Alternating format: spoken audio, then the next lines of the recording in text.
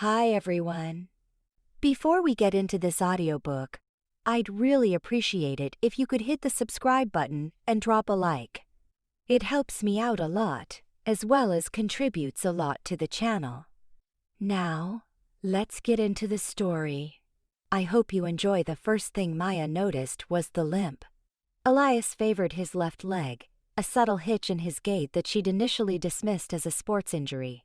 But then came the nights. She worked late shifts at the diner, and on the nights she closed, she'd often see him returning home well after midnight. Sometimes he was fine, just a silhouette against the dim streetlights. Other times he looked like he'd gone 10 rounds with a grizzly bear. One Tuesday, she watched him stumble up his porch steps, clutching his side. The air was thick with humidity, but he was shirtless, his skin gleaming with sweat.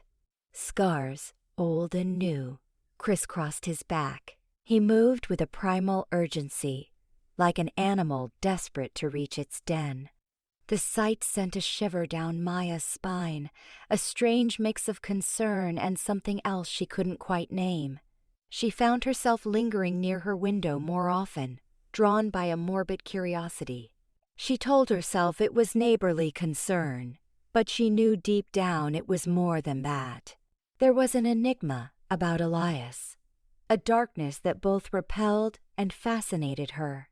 The opportunity, if it could be called that, presented itself a few days later. He was outside, tending to his small patch of garden, when she saw him wince. He straightened slowly, cradling his arm. Another injury. Enough was enough. Maya grabbed her first aid kit and marched across the lawn. "Elias," she called out, her voice louder than she intended. He turned, his eyes widening slightly. "Maya, I didn't see you there." He tried to smile, but it looked strained. "Are you all right?" she asked, holding up the kit. "I saw you favoring your arm." He hesitated, his gaze flickering down to the ground. "It's nothing, just a clumsy encounter with a rosebush." Maya raised an eyebrow. "A rosebush did that?" She gestured to the kit. "Let me take a look." He sighed, relenting. He led her to his porch, and she sat him down on the steps. As she carefully peeled back his sleeve, she caught her breath. A long, jagged gash ran from his elbow to his wrist, already bruising. It definitely wasn't a rosebush. "Elias," she said softly, "what happened?" He remained silent for a long moment, his jaw tight. I fell." Maya didn't believe him for a second. She cleaned the wound with antiseptic, her touch gentle despite her frustration. He flinched, but didn't pull away. The air between them crackled with unspoken questions, with secrets she knew he wouldn't share. "You need stitches," she said, bandaging his arm tightly. "I can take you to the clinic." "No," he said quickly, too quickly. "No, thank you. I'll be fine." She looked into his eyes, searching for something, anything. She saw pain, yes, but also a deep-seated fear. A fear that resonated with a primal instinct she didn't know she possessed. "All right," she said, slowly. "But if it gets infected, you're going. Promise?" He nodded, his gaze still locked on hers. "Promise." As she walked back to her house, Maya couldn't shake the feeling that she'd just stumbled into something far bigger than a simple neighborhood injury. The whispers started then. Subtle at first. The rustling of leaves in the dead of night, the distant howl that could have been a dog or something else. The feeling of being watched, even when she was alone. She tried to rationalize it. Stress from work, an overactive imagination. But the image of Elias, wounded and secretive, kept flashing in her mind. She found herself researching strange things online, obscure folklore, unexplained animal attacks, the legends of werewolves. She knew it was ridiculous. Werewolves were just stories, myths, but the unease persisted, a growing sense that the ordinary world she knew was about to be shattered. She was standing on the precipice of something wild, something dangerous. And Elias was somehow at the center of it all. Beneath the surface, the following days bled into each other, marked by an unspoken tension that hung heavy in the air whenever Maya and Elias were near. Their conversations were clipped, careful, skirting around the raw edges of the night she'd bandaged him. Yet, even in the silence, a strange pull persisted. She found herself watching for him, a subconscious habit she couldn't quite break. One afternoon, as rain hammered against her window, Maya spotted Elias emerging from his house. He was dressed in dark jeans and a worn leather jacket, his usual guarded expression firmly in place. He hesitated, glancing towards her window before striding towards the woods. An irresistible urge seized her. Grabbing her raincoat, she hurried outside. "Elias!" she called, the wind snatching the word from her lips. He stopped, turning slowly. His eyes, usually so shuttered, held a flicker of something that looked like resignation. "Maya, what do you want? Where are you going?" she asked, instantly regretting the bluntness. He shifted, shoving his hands into his pockets. "Out? Where?" "You're hurt," she pointed out, remembering the angry gash she'd cleaned. A muscle ticked in his jaw. "It's nothing." It didn't look like nothing. The words were out before she could stop them, laced with a boldness she didn't entirely understand. His gaze hardened. "You need to stay away from me, Maya." The words were sharp, almost cruel, but she saw a flash of something else, fear, deep within his eyes. "Why?" she challenged, stepping closer. The rain plastered her hair to her face, but she stood her ground. "Because you're hiding something? Because whatever happened to you that night is going to happen again?" He flinched, a barely perceptible movement, but enough. "I'm trying to protect you," he said, his voice low and rough. "Protect me from what?" He looked away, towards the storm-ravaged trees. "From things you can't understand. Things you shouldn't have to understand." She reached out, her fingers brushing his arm. He was warm, solid, real. "Then help me understand." He recoiled as if burned. "No, I can't." He turned and plunged into the woods, disappearing into the gray curtain of rain. Maya stood there for a long moment, the rain soaking her to the bone. She felt a confusing mix of frustration, fear, and a something else. A strange, undeniable connection to this man, this mystery. Inside his house, Elias leaned against the closed door, his chest heaving. The scent of Maya lingered in the air, a dangerous sweetness that threatened to unravel him. He closed his eyes, fighting against the rising tide of need. He wanted to tell her everything, to pull her into his arms and keep her safe.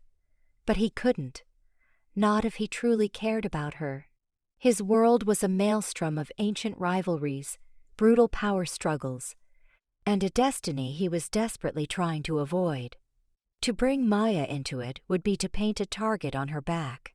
He had to stay away from her, for her own good, even if it meant tearing himself apart. Meanwhile, at the edge of the woods, Esme Bellwether watched Maya through narrowed eyes. The old woman's face was etched with wrinkles, each one a testament to the years she had spent observing the ebb and flow of life in this small town. A faint smile played on her lips. The girl had spirit, a fire that burned bright despite the pragmatism that cloaked it. She also possessed something else, something far more ancient and powerful, a resonance that hummed beneath the surface of her ordinary life. "The threads are drawing closer," Esme murmured to herself, her voice barely audible above the wind. "Destiny rarely asks for permission, child. Whether you choose to dance with it or not, the music has already begun." She turned and walked back towards her cottage, leaving Maya standing alone in the rain, unaware of the forces gathering around her, unaware of the path that lay ahead. Moonlit revelation, the wind howled a mournful dirge, lashing rain against Maya's windows. Each gust seemed to claw at the glass, desperate to break in. The storm had been brewing all day, a simmering unease in the air that finally exploded with the setting sun. Even the electricity couldn't withstand the onslaught. The power flickered and died, plunging her cabin into darkness punctuated only by jagged flashes of lightning. She told herself it was just a storm, a particularly vicious one, but her heart hammered a frantic rhythm against her ribs. The air crackled with a strange energy, a primal force that resonated deep within her bones. It felt connected to Elias. She shook her head, dismissing the thought as ridiculous. Fear, she decided, was making her imaginative. But then she heard it. A low, guttural growl, laced with pain, carried on the wind. It was coming from the direction of Elias's property. Curiosity, or perhaps a morbid sense of dread, propelled her from her chair. Grabbing her rain slicker and a flashlight, she ventured out into the tempest. The woods were a maelstrom of swirling leaves and snapping branches. The flashlight beam danced erratically, struggling to pierce the gloom. Every shadow seemed to writhe and twist, playing tricks on her eyes. The growls grew louder, more frequent, mingled with snarls that sent shivers down her spine. Whatever was happening, it wasn't human. She reached the edge of Elias's property, hesitating before crossing the invisible boundary. The air here thrummed with power, thick and heavy. The scent of wet earth and pine was overpowered by something else, something feral and musky that made her nostrils flare. Following the sounds, she stumbled through the undergrowth until she reached a small clearing. And there, illuminated by a blinding flash of lightning, she saw him. Elias was on his knees, his body convulsing violently. His back arched, muscles bulging beneath his torn shirt. His face was contorted in agony, a silent scream trapped in his throat. Then, with a sickening crack, his bones began to shift. Maya gasped, a strangled sound lost in the roar of the storm. She watched in horror and fascination as his limbs lengthened, his hands and feet morphing into paws tipped with razor-sharp claws. Fur sprouted from his skin, thick and dark as midnight. His face elongated into a wolfish muzzle, teeth bared in a ferocious snarl. The transformation was brutal, agonizing, a grotesque parody of nature. It was a violation of everything she thought she knew about the world, about reality itself. And yet, amidst the horror, there was a strange, terrifying beauty, a raw, untamed power that resonated with something deep within her. When it was over, a massive wolf stood in Elias's place. Its eyes, glowing with an eerie golden light, locked onto hers. Recognition flickered within their depths, a spark of humanity struggling against the primal instinct. He took a step towards her, and Maya knew, with a certainty that defied logic, that this magnificent, terrifying creature was still Elias. The thing he spoke of, the danger he warned of. He let out a mournful howl, a sound that echoed through the storm-ravaged woods and resonated deep within Maya's soul. It was a plea, a warning, a desperate attempt to push her away. But it was too late. The world she knew had shattered, and in its place, a new reality had emerged, one filled with magic, danger, and the undeniable truth that Elias Thorne was not who he seemed. And neither, perhaps, was she. The king's confession, the reek of wet fur and untamed strength lingered, an invisible assault that made Maya's stomach clench. Her hands, unsteady, attacked the countertop, the familiar motion a desperate grounding exercise. Outside, the storm-scoured sky blazed with an almost cruel serenity, a stark contrast to the turmoil erupting within her. Upstairs, Elias remained, mute, changed. She spun as he entered, his face a canvas of fatigue that ran far deeper than mere physical weariness. He seemed diminished, the easy charisma and understated confidence he usually projected gone, like shed skin. He avoided her gaze, fixating on a hairline crack in the ceramic of his mug. "Elias," she breathed, her voice catching on unspoken tears. "What in God's name was that?" He winced, the mug striking the counter with a dull thud. "Maya, let me explain." "Explain?" "Explain how the man next door sprouts fur and fangs during a thunderstorm. Explain the lies. Explain any of this madness." Each question sliced like a frigid blade. He finally met her gaze, and the stark agony reflected there nearly choked off her accusations. "Nearly?" "I didn't want to frighten you," he offered, his voice hushed. "I wanted you to know Maya, the man, before the werewolf reveal." She bit out, the word acrid on her tongue. A viper of betrayal coiled in her gut. "It's more complicated than that," he retorted, his tone gaining an edge. "I'm not just some lycanthrope, Maya." He paused, inhaling deeply. "I'm the Alpha King." The pronouncement hum, weighty and surreal. "A king of wolves?" It belonged in pulp fiction, not her reality. "What are you even saying?" she managed, her voice drained of inflection. "My father held the title before me. He was assassinated in a coup orchestrated by my uncle, Ronan. I barely escaped. I've been hiding ever since, trying to amass strength, gather allies." His voice drifted off, his gaze unfocused. A sliver of recognition pierced her shock, the banked fury she had glimpsed when he spoke of Ronan, the almost tangible weight of obligation he carried. A perverse logic began to take shape. "Ronan," Elias resumed, his voice hardening to granite. "He's vicious, insatiable for power. He'll crush anyone who stands in his way. If he knew I was here..." He left the thought unfinished. The danger was palpable. Her life, his, everything was at stake. "Why keep it from me?" she pressed, the anger bleeding into a bone-deep terror. He raked a hand through his already disordered hair. "I couldn't risk you, association with me, simply knowing he paints a target on your back." The shadows she'd sensed in the woods, the prickling unease of being observed, it hadn't been her imagination. "I thought I could shield you," he confessed, his voice heavy with remorse. "I wanted a semblance of normalcy, however fleeting. With you." The admission shimmered between them, fragile and laden with unspoken desire.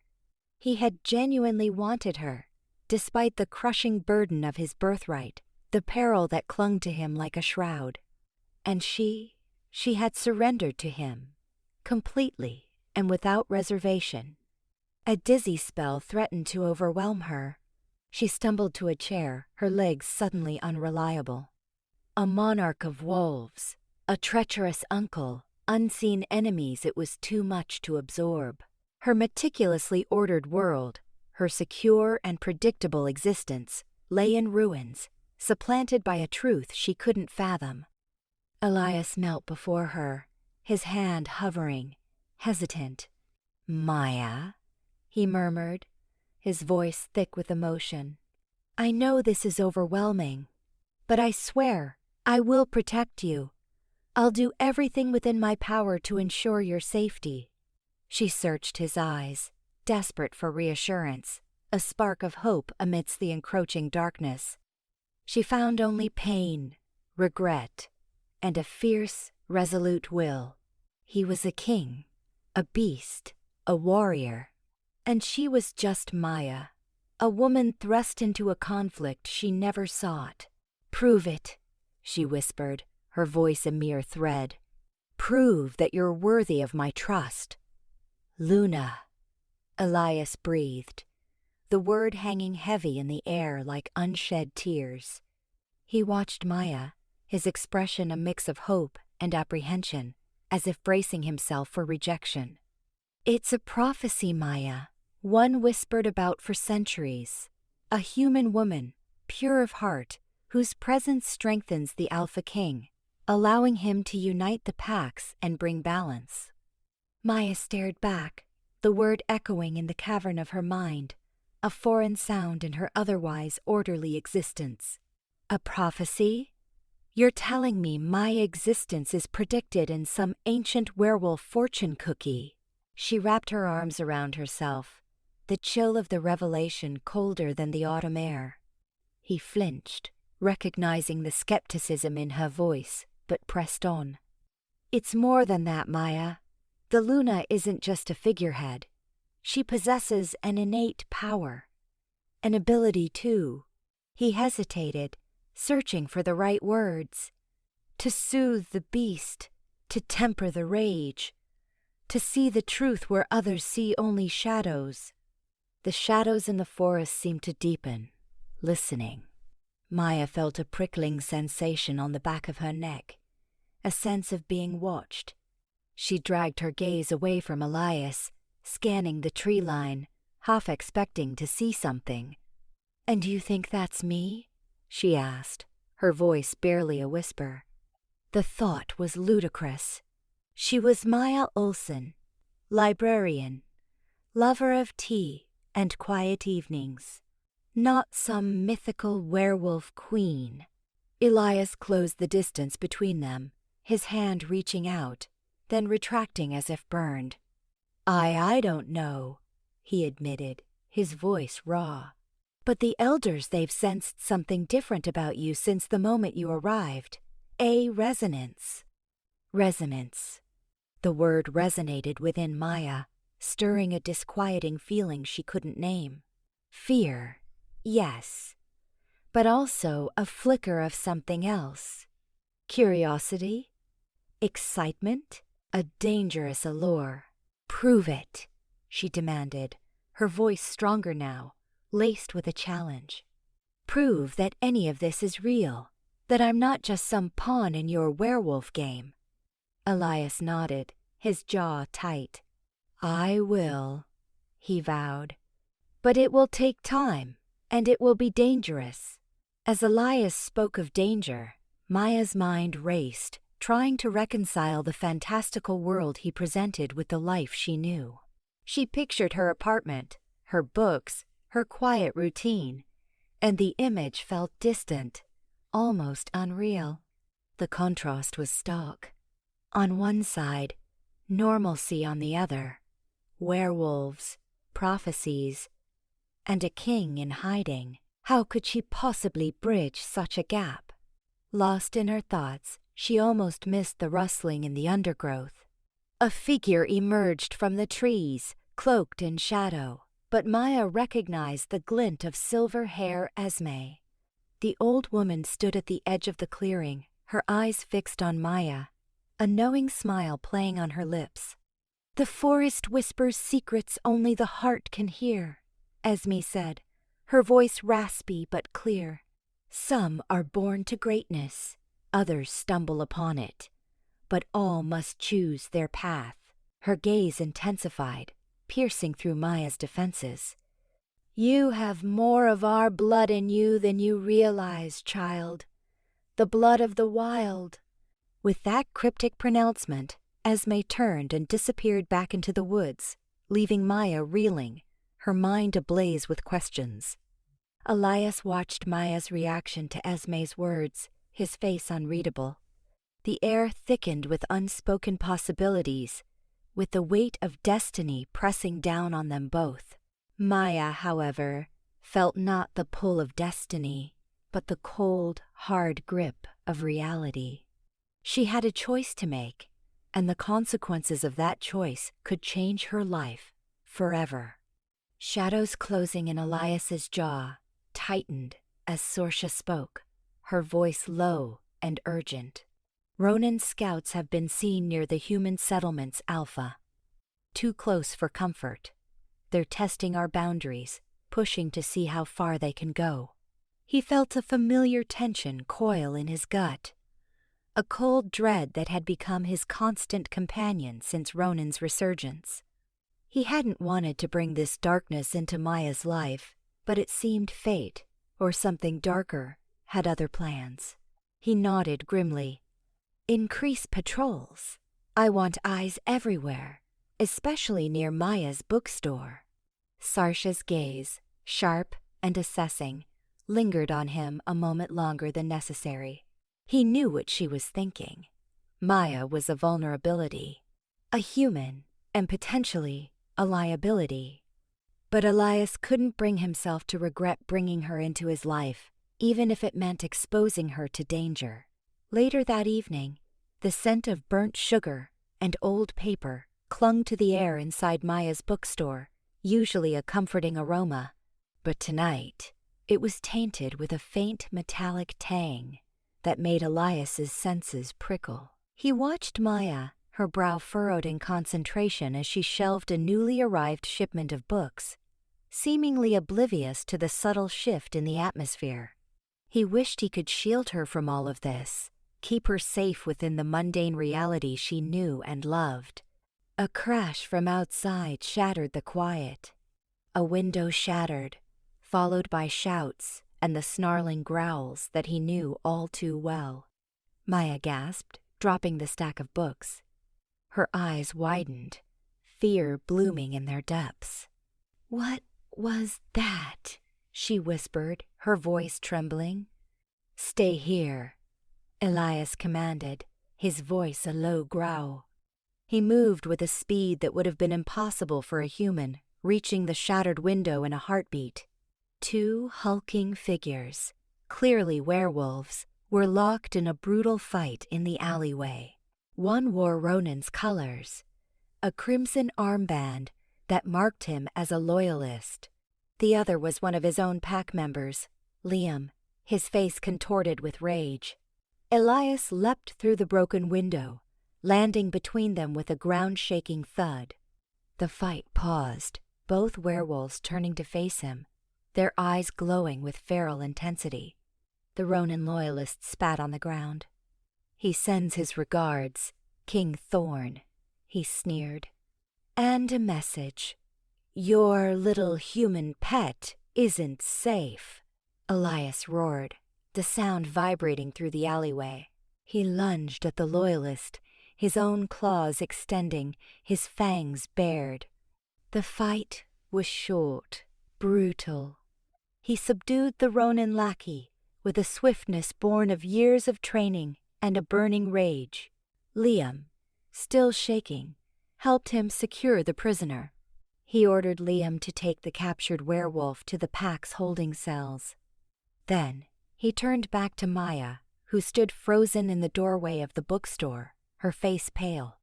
He approached her slowly, cautiously. "Maya," he said softly, reaching out a hand. "Are you all right?" She flinched away from his touch. What was that? What is happening?" He sighed, the weight of his responsibilities pressing down on him. He knew he couldn't hide the truth any longer. He had hoped to protect her, to ease her into this world gradually, but Ronan had forced his hand. "Come with me," he said, his voice heavy with regret. "There's something you need to understand." He led her back inside, carefully avoiding the shards of glass on the floor.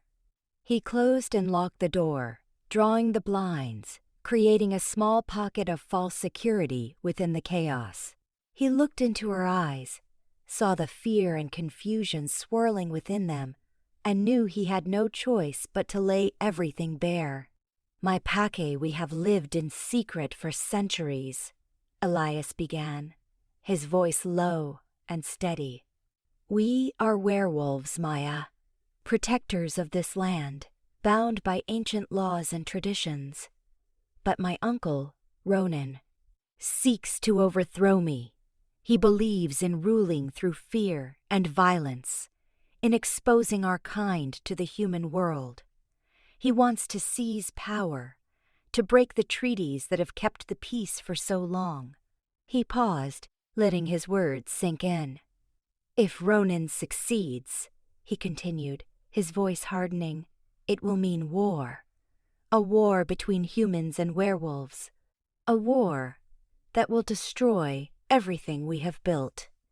And anyone close to me, anyone I care about, will be a target."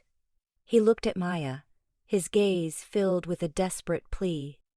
"That's why you're in danger. That's why I need you to understand."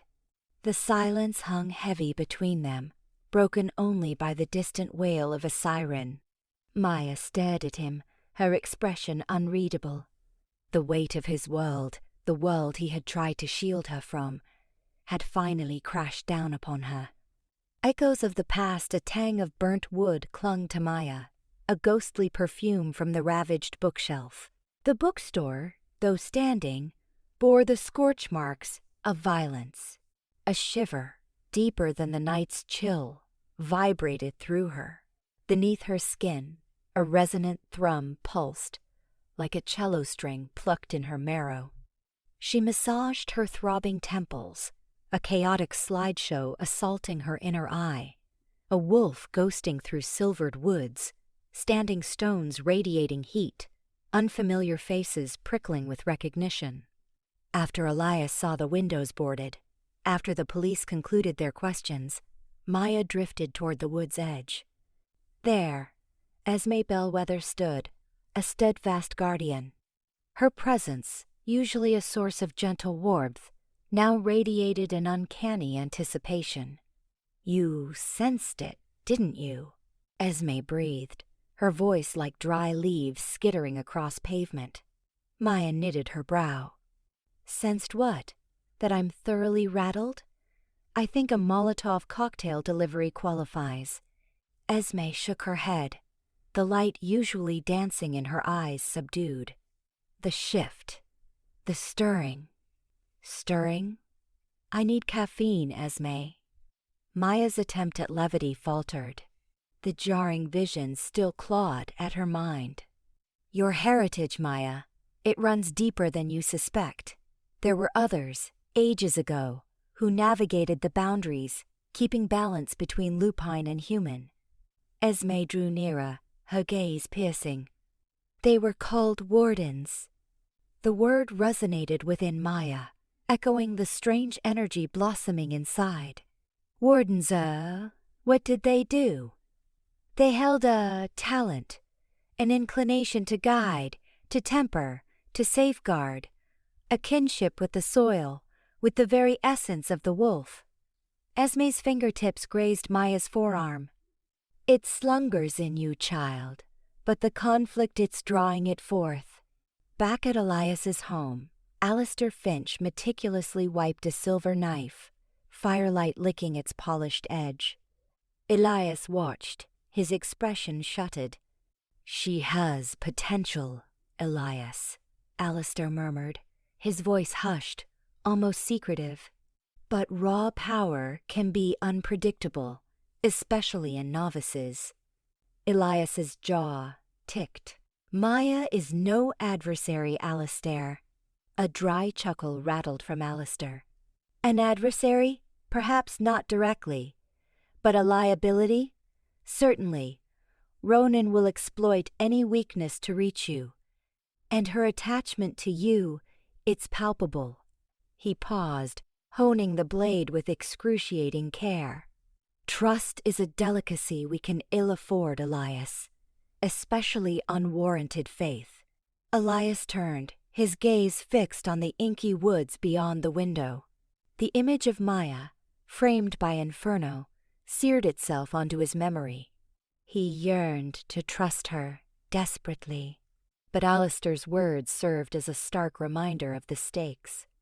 He bore the mantle of leadership for his people. Could he gamble everything on a hunch? On a woman who, until recently, had been a stranger? Later, sleep offered Maya no solace, only wolves. Not the rabid beasts of nightmare, but beings of profound strength and aching solitude. She saw a monumental stone circle bathed in lunar radiance, figures shrouded in darkness enacting ancient rites. She saw Ronan, his face a mask of twisted malice, his eyes blazing with infernal fire. And then she saw herself, interposed between him and Elias, a wave of untamed power surging from her outstretched hands, a luminous barrier repelling the encroaching shadows. She jolted awake, gasping, her heart a frantic drum against her ribs, the sharp scent of pine and loamy earth flooding her senses. The dream possessed a tangible quality, a visceral memory unearthed from the depths of her being. She examined her hands, turning them over in the faint light. Could it be true? Could she genuinely be linked to this hidden world of lycanthropes and forgotten magic? Was she destined for something beyond being a bookstore owner caught in a supernatural feud? The answer, she sensed, resonated in the echoes of the past, waiting to be discovered. Training ground the bookstore held a ghostly silence the next morning, a lingering trace of incinerated paper clinging to the air like a shroud, despite Maya's best efforts to air it out. She suppressed a shiver, diverting her focus to the sun-drenched field beyond Elias's home. You want me to do what out here? Face you? Elias stood sentinel, arms folded, his face a stony mask. The sunlight caught and amplified the liquid mercury sheen of his eyes, a subtle whisper of the wolf within. Scrimmage. I need an assessment of your abilities, and you need survival skills. Fast. Maya snorted, adjusting the unwieldy sparring gear. Esme had conjured cumbersome padded gloves and a chest protector that felt like a medieval torture device. I'm a bibliophile, Elias, not a warrior. You're neck deep in a war now, he stated, his tone unwavering. Ronan is relentless, and my presence isn't guaranteed. His words, sharp and honest, landed like a blow. She shifted her footing, trying to ignore the tremor of apprehension skittering down her spine. Fine, but temper your expectations. The initial exchanges were a debacle. Elias moved with uncanny swiftness, his movements precise and overwhelming. She fumbled, grasping for the fragments of self-defense techniques gleaned from action flicks, but they were laughably inadequate against his inherent strength. Each parry sent shocks radiating through her arms, each duck and weave barely enough to evade a crippling strike. Again, Elias balked, his voice implacable. You telegraph every move. Unimaginative. A wave of frustration surged. Easy for you to dictate, she retorted, swiping perspiration from her forehead. This is ingrained in you. He paused, a flicker of empathy softening his features. Granted, but everyone begins at 0. There's dormant strength within you, Maya. It simply requires direction. They sparred for what seemed an eternity, the sun tracing an arc across the sky. Gradually, a nascent control began to emerge. She started anticipating his attacks, learning to exploit her center of gravity. She even managed to land a few glancing blows, each a miniature triumph that stoked her resolve. Hours later, lungs burning, limbs aching, They collapsed onto the porch steps, sharing a bottle of water. The silence was companionable, a mutual understanding forged in the demanding heat of training. "Why this?" Maya inquired, her voice softer. "Why risk everything for me?" Elias gazed at the field, his jaw clenched. "Because you matter, more than you comprehend." He offered no further explanation, but a warmth bloomed within her. It wasn't solely about the prophecy, she divined. A deeper connection vibrated between them, something beyond mere words. "Tell me about your kin," she ventured, abruptly changing the subject. "Before Ronan." Elias hesitated, a shadow of anguish dimming his gaze. "My father ruled with integrity.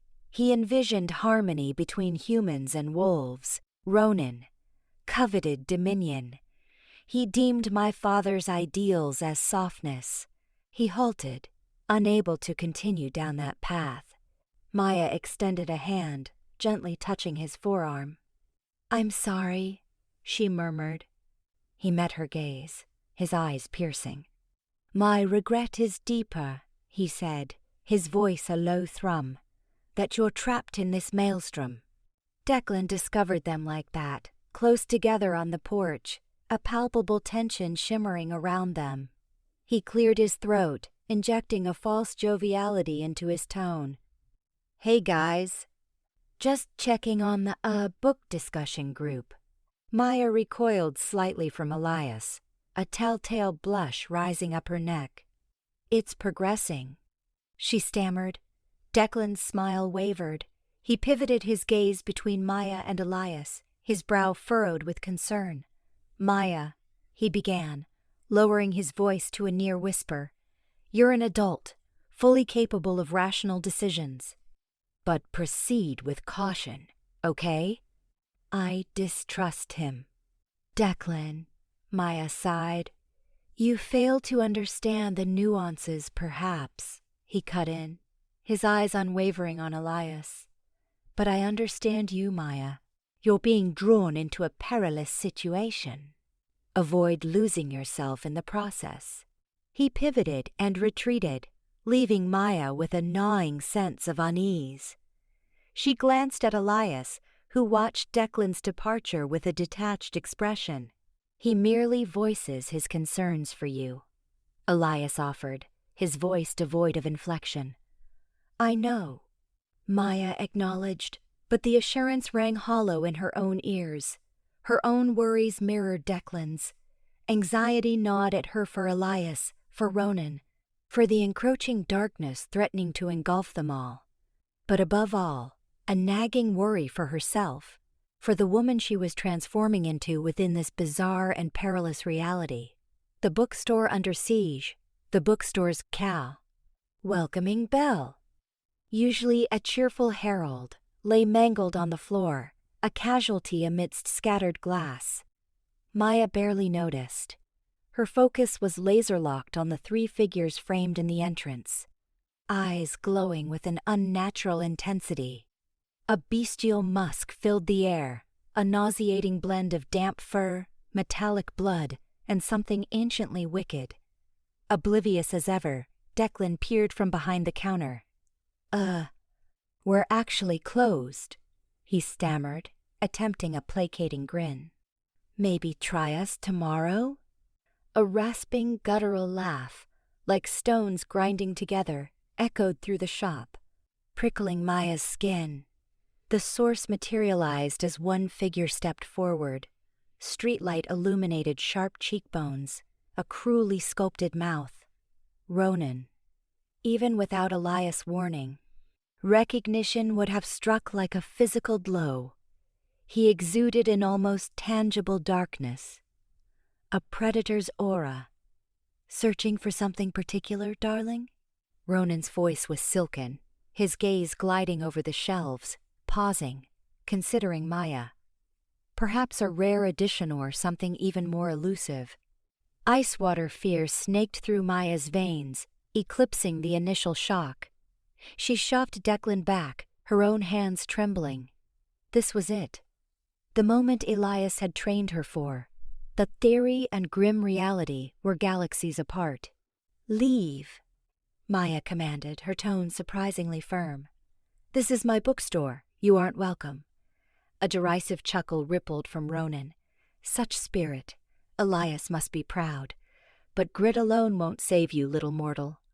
He gestured, and his companions convulsed, limbs contorting, bones snapping, transforming into monstrous wolves.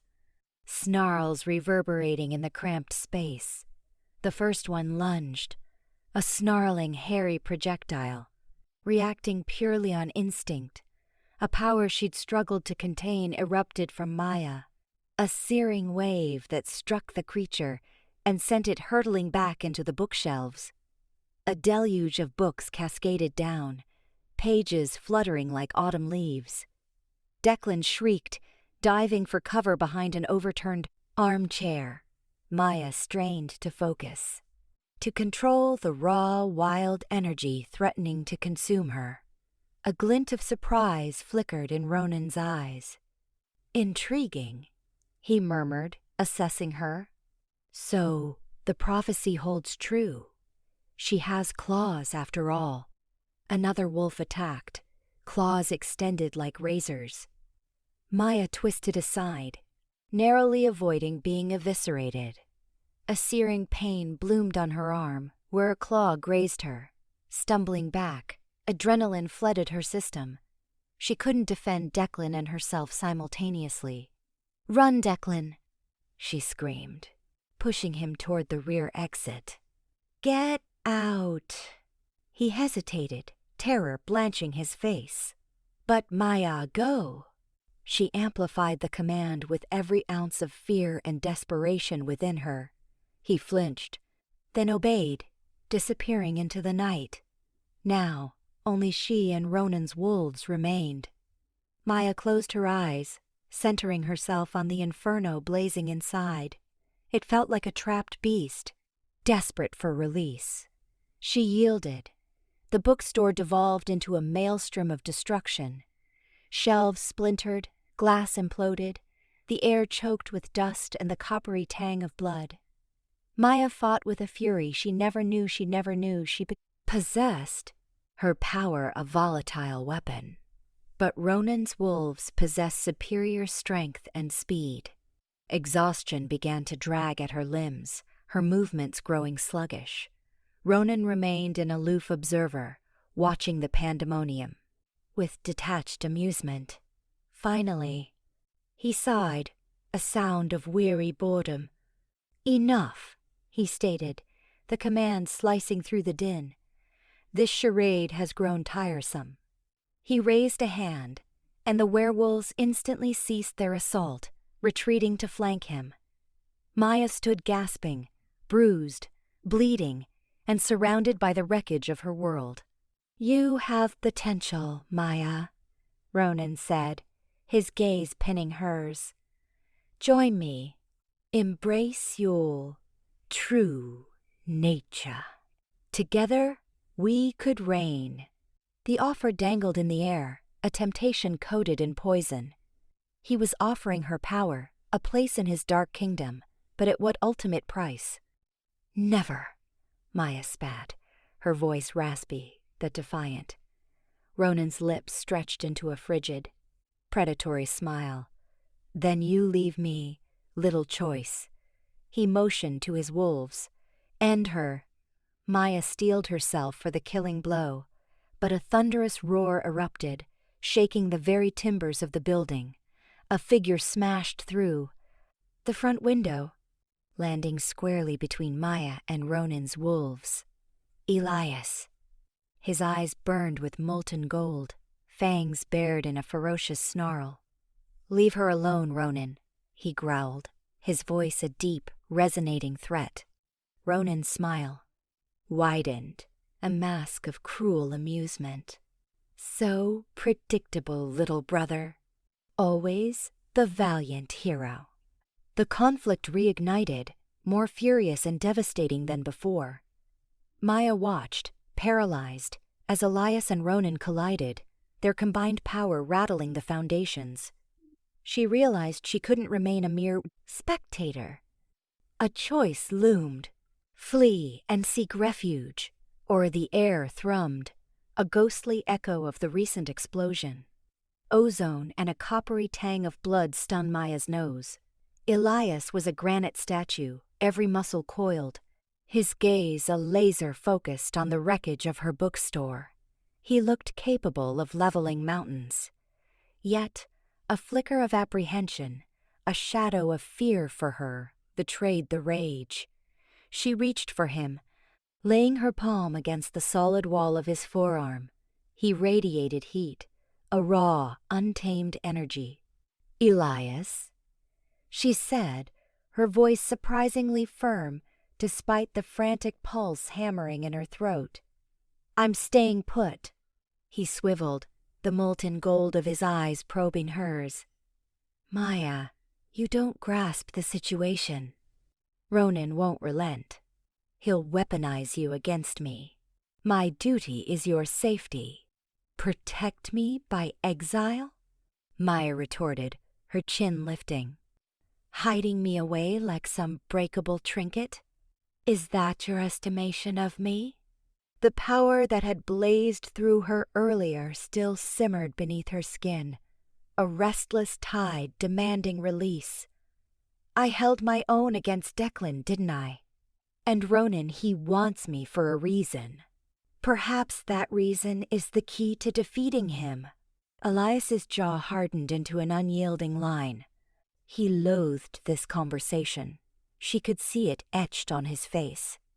He yearned to insulate her, to shield her from the tempest brewing around them. Yet, he also respected her, she realized with a start. He recognized something intrinsic, a strength he couldn't dismiss. He inhaled deeply, the rigid set of his shoulders easing incrementally. "You're underestimating the stakes, Maya. This isn't child's play. It's total war." "Then arm me for it," she countered, her tone resolute. "Impart your knowledge. I refuse to flee. Not anymore."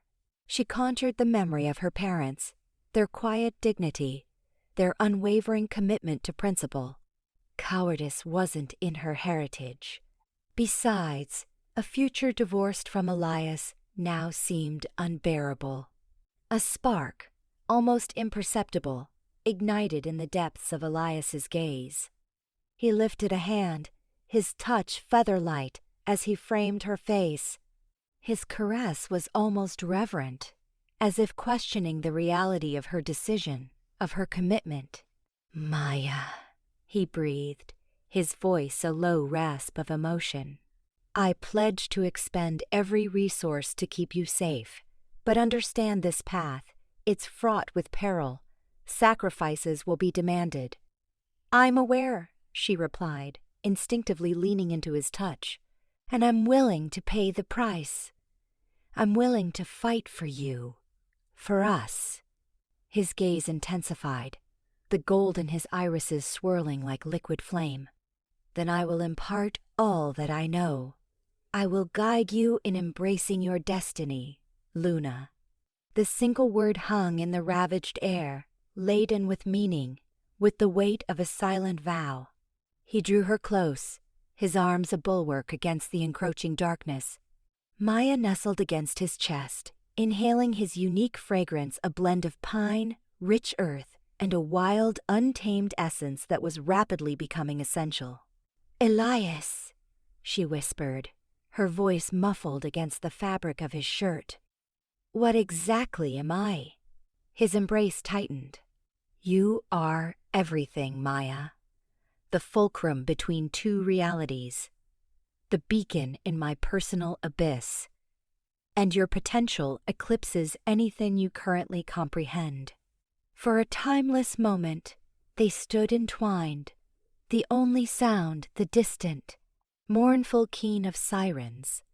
The external world dissolved, leaving only the two of them, bound by an invisible thread of fate and a nascent, undeniable affection. He tilted her chin, his eyes searching hers with a tenderness she hadn't witnessed before, The fierce intensity had receded, replaced by a stark vulnerability that mirrored her own unspoken fears. He lowered his head, his lips ghosting across hers, a tentative, chaste kiss laden with unspoken promises and burgeoning desire. As their lips finally met, Maya experienced a jolt of pure energy, a connection so profound it stole the very air from her lungs. It was a kiss that forged a bond, a silent covenant of unwavering loyalty in the face of unimaginable horrors. The kiss deepened, escalating in urgency, a desperate yearning for connection in a world spiraling towards anarchy. It tasted of hope, rebellion, and of a love potent enough to dispel the deepest shadows. The hidden kingdom the world blurred into a smear of viridian and umber as Elias floored the Land Rover, the air growing thin. The engine's rumble a physical echo of the simmering intensity she sensed beneath his composed exterior. Maya clung to the dashboard, knuckles bone white.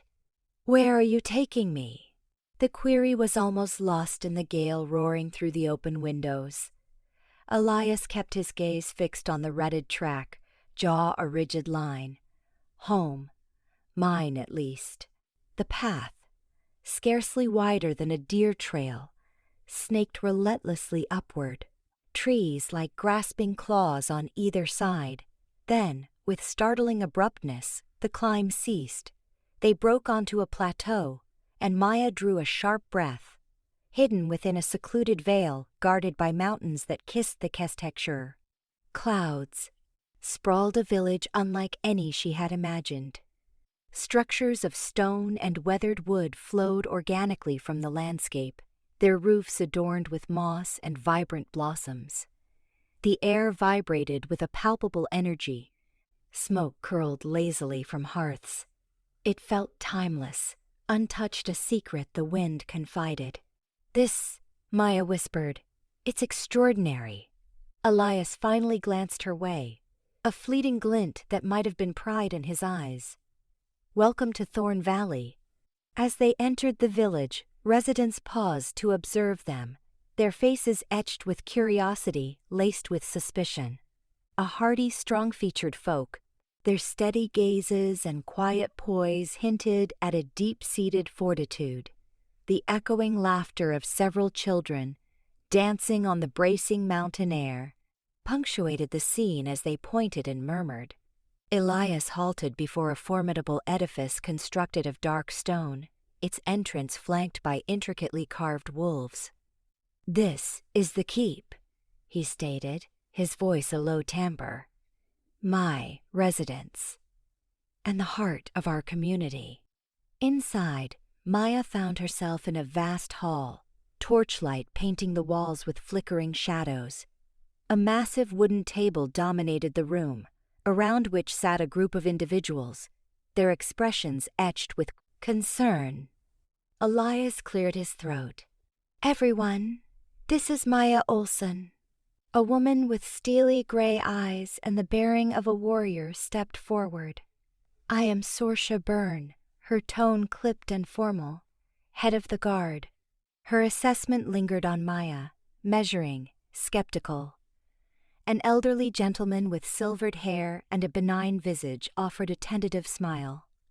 "Alistair Finch, advisor to Elias. A pleasure, Miss Olsen." His smile lacked warmth, but it was the third individual who truly captivated Maya's attention.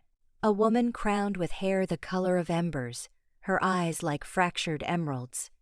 Bronwyn Kerr. Her hostility was palpable. "Bronwyn Kerr," she declared, her voice a flat, dismissive pronouncement.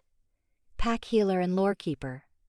Elias placed a hand on Maya's spine, the tacit reassurance.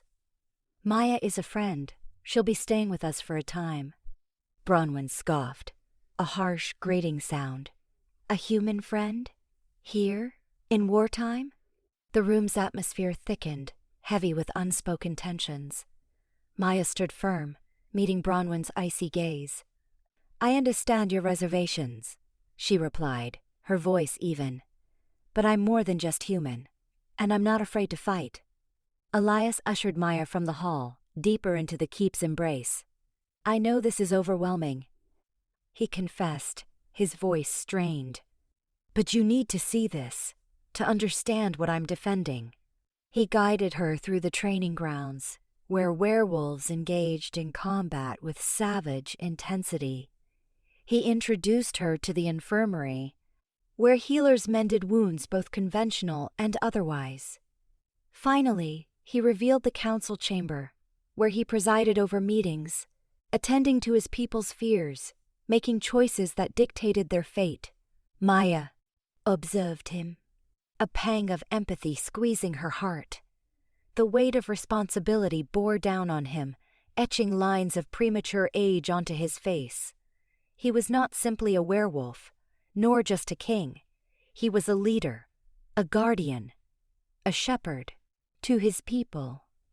Later, standing on a balcony overlooking the valley as the setting sun splashed the sky with fiery hues, Maya turned to him.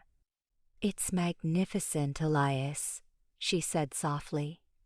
But it's also a heavy load.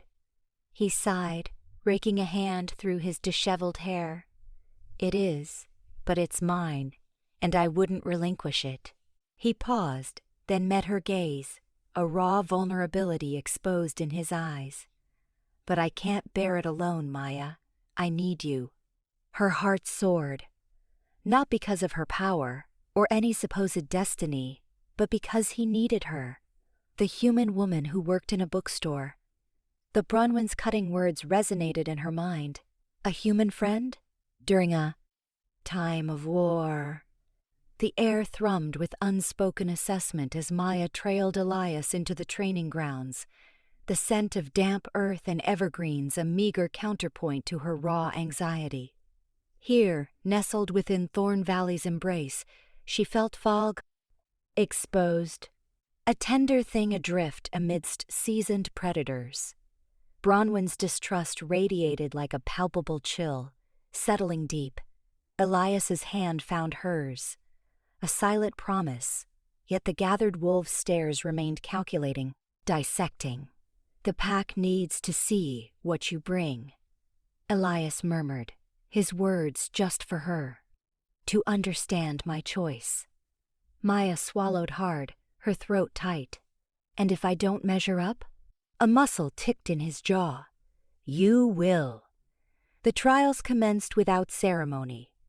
Rowan, with surprising initiative, stepped forward, his youthful features a canvas of defiance and curiosity.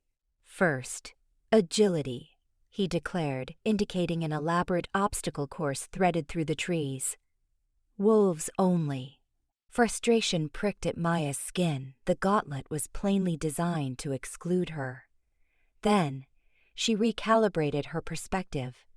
May I observe a run? She asked Rowan, her voice even.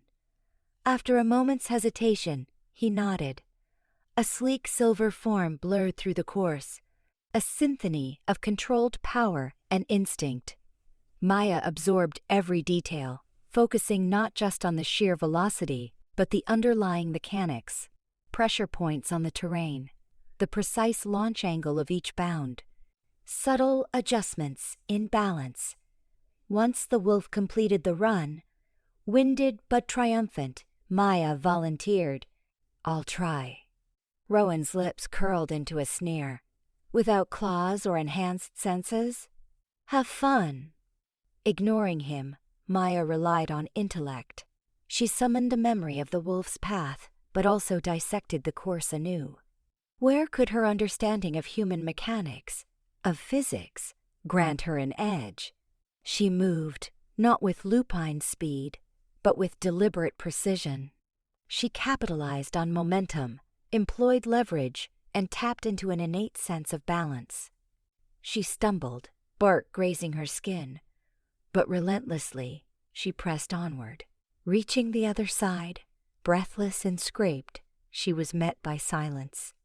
Rowan's smirk had evaporated, replaced by a flicker of reluctant respect.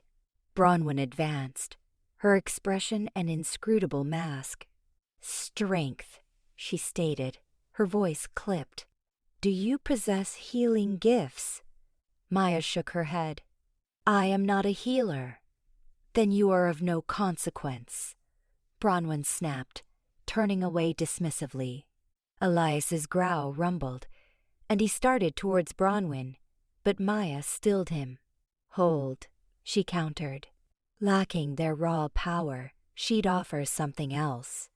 "Describe the pack's vulnerabilities," she proposed to Bronwyn, her tone clear and resolute. "Tell me of their injuries, their weaknesses." Bronwyn scoffed, yet Maya persisted, her questions deliberate and incisive. As Bronwyn grudgingly responded, patterns began to emerge, threads connecting seemingly disparate ailments.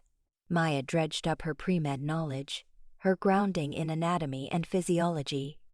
She realized some of the wolves suffered from conditions treatable by human medicine, with herbs and remedies easily accessible in the human realm. "I lack the magic for direct healing," Maya announced, addressing the assembled pack. "But I offer insight. I can deepen your understanding of your own bodies, and perhaps uncover cures you've overlooked." A low murmur swept through the ranks. They were listening, engaged. The final test emerged unexpectedly. An acrimonious dispute flared between two young wolves over hunting grounds, escalating toward a brawl. Elias moved to intervene when Maya interjected. "Allow me," she requested. Approaching the pair, she spoke to them calmly, with patience.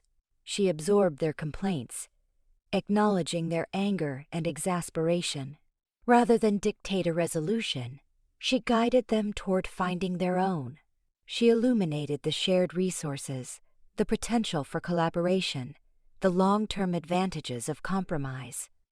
Slowly, begrudgingly, the wolves began to listen. They discerned that she was not taking sides, that she sought genuine understanding of their viewpoints. Ultimately, they forged a compromise, a shared hunting rotation that satisfied both wolves. Returning to Elias, Maya sensed a tangible shift in the atmosphere. The skepticism had not entirely dissipated, but it was alloyed with something else. Curiosity, respect, even the faintest spark of hope.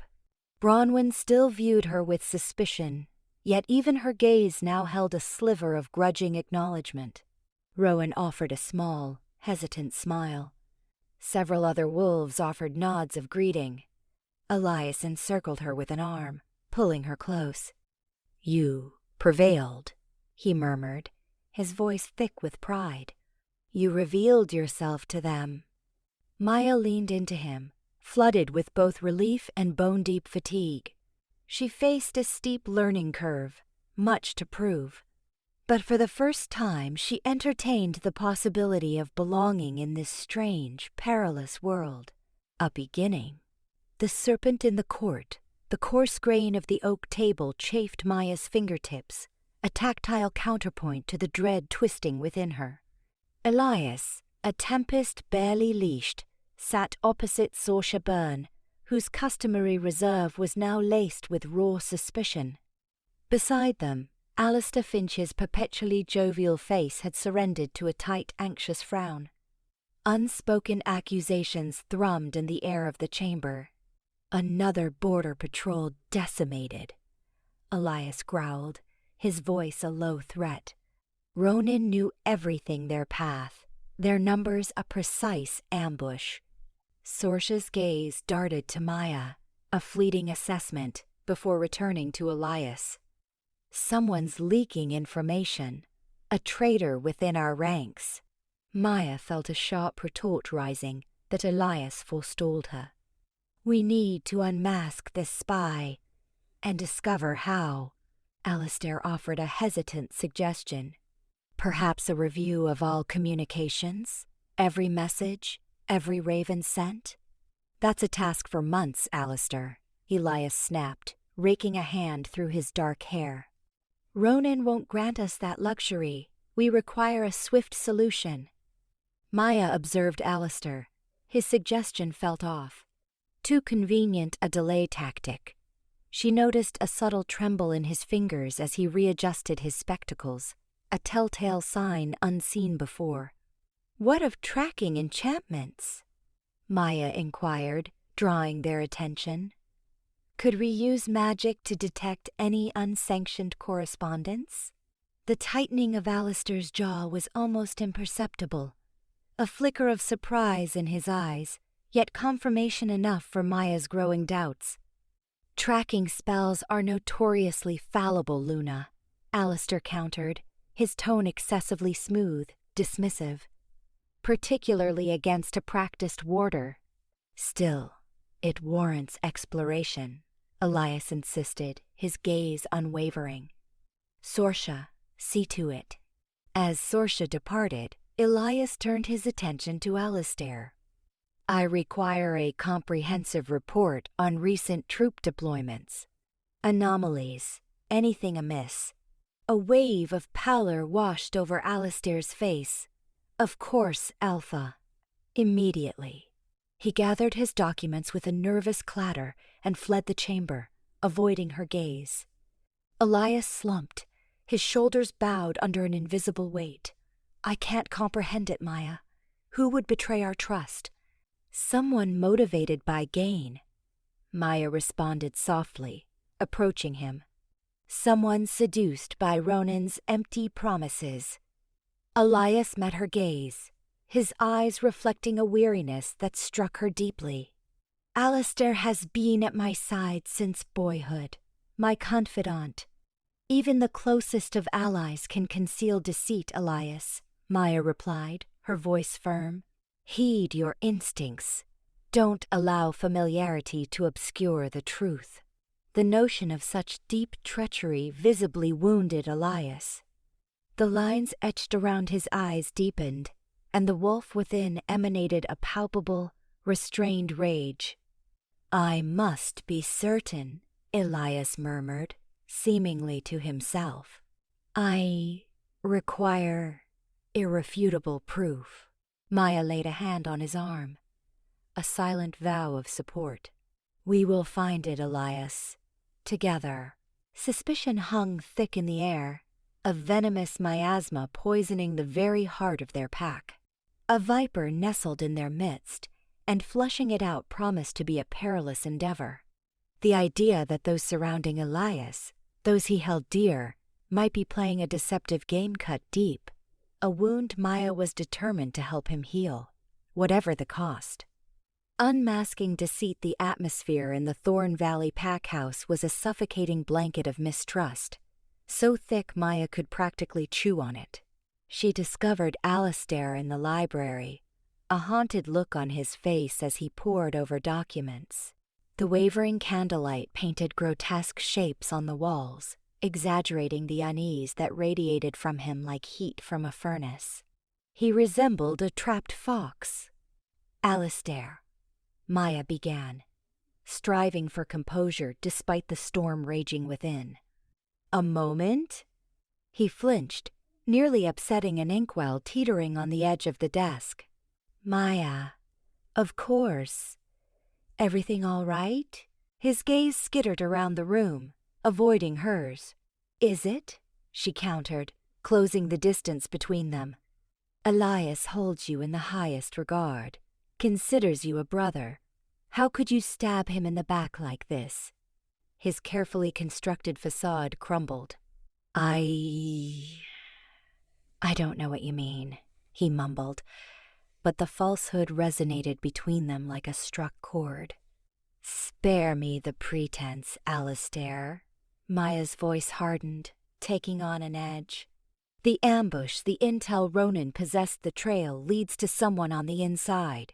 Someone with access, someone suspiciously like you."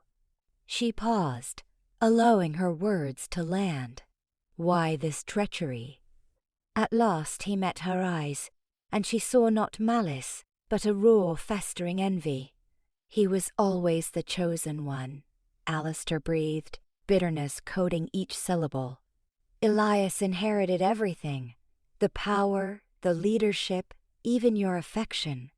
The admission struck Maya with the force of a physical blow. This wasn't solely about ambition, it was about her. Alistair's jealousy was the root. Jealous of Elias, of their connection, of their shared destiny. You jeopardized the lives of everyone in Thorn Valley because of simple jealousy? She demanded, incredulous. It's far more complex than that, he retorted, his voice rising in pitch. I've been loyal for years. I've guided him, shielded him, sacrificed everything. And what reward have I received? Nothing.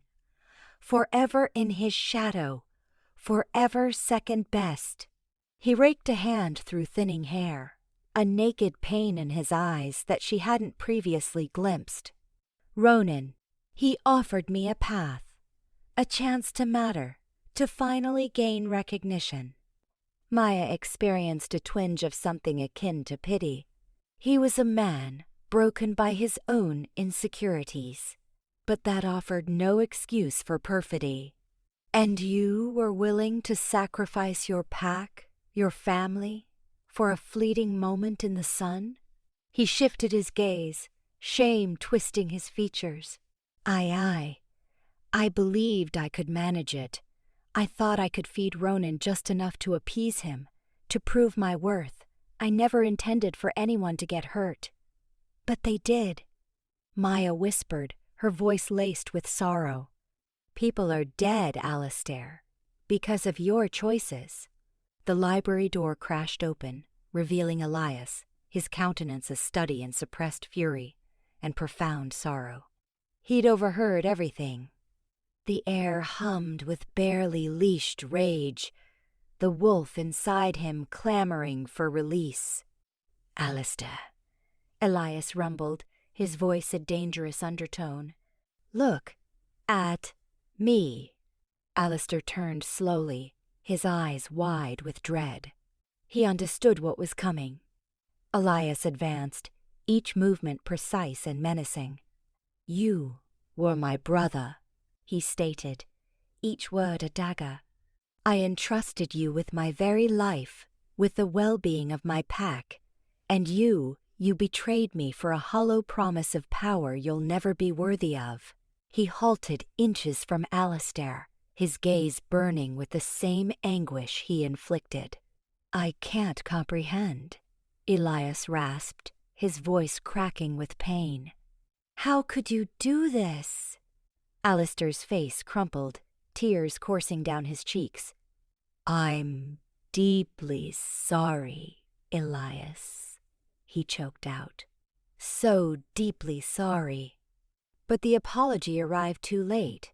The damage was irreparable. The trust irrevocably broken. The bond obliterated.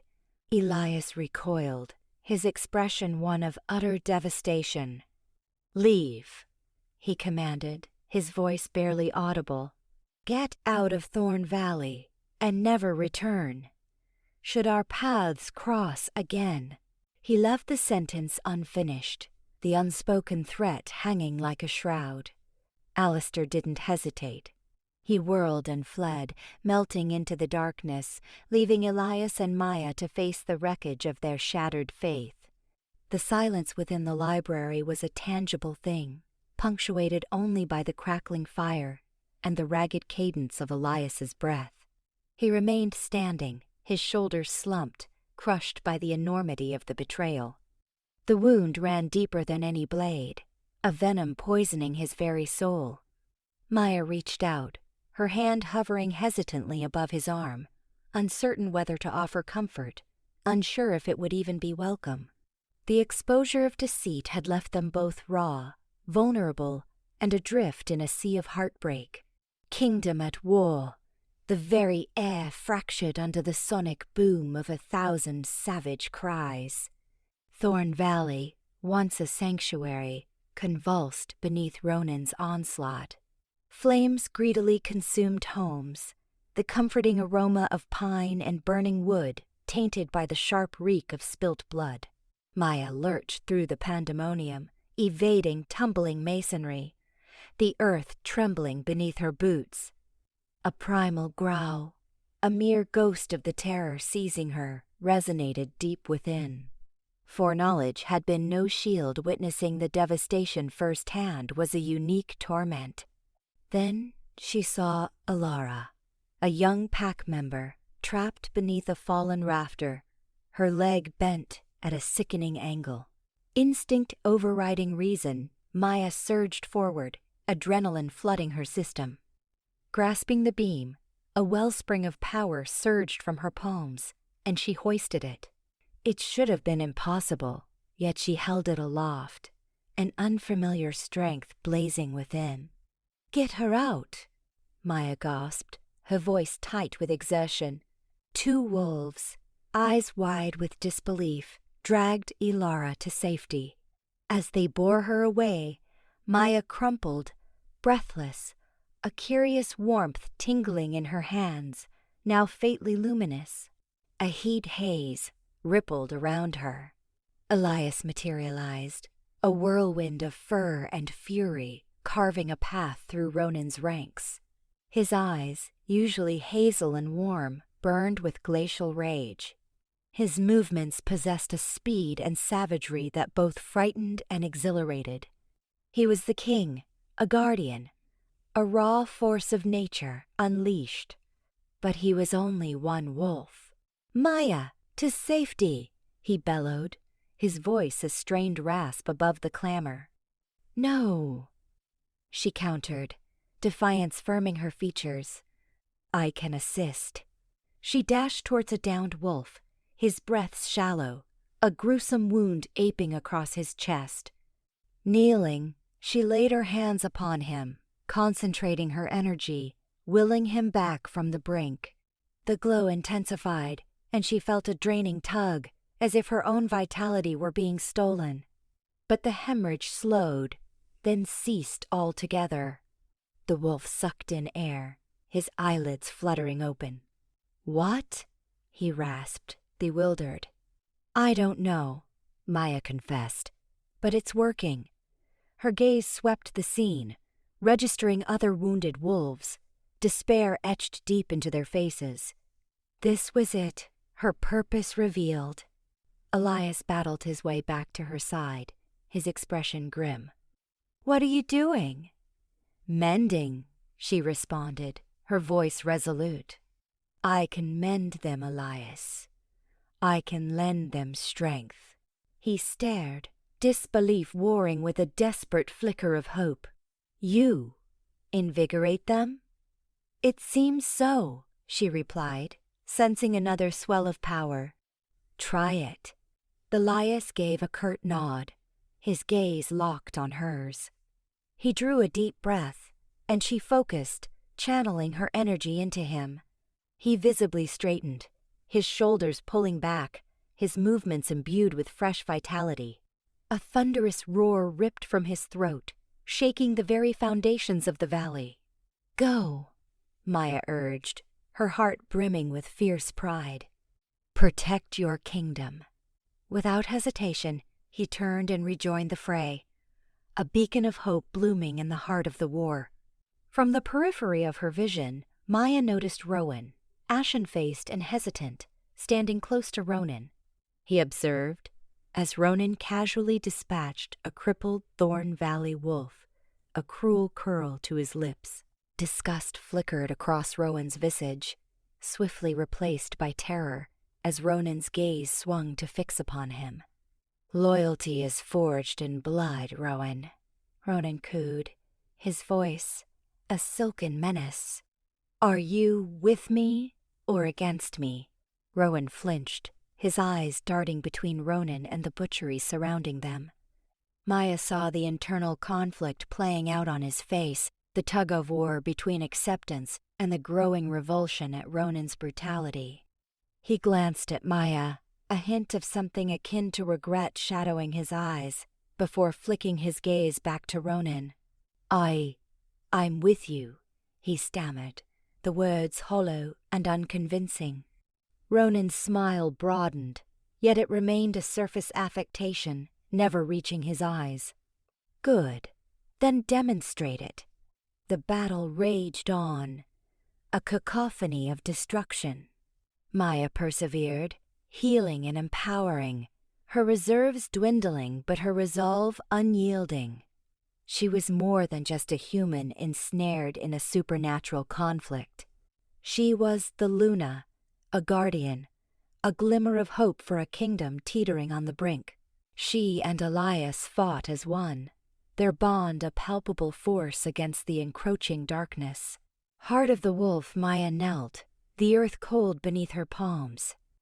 Chaos raged around her, the clash of claws on steel, the guttural snarls of wolves locked in mortal combat, the sickening thud of bodies hitting the ground. Fear coiled in her stomach, but a strange warmth bloomed within her chest, a feeling of connection. She focused, pushing aside the panic, reaching for that feeling, that hum resonating deep within the earth. It answered. Power surged through her, not like the raw, untamed energy she'd felt before, but focused, directed. It felt like the steady pulse of the forest itself, ancient and strong. She channeled it, visualized the injured, their pain, their weakening strength.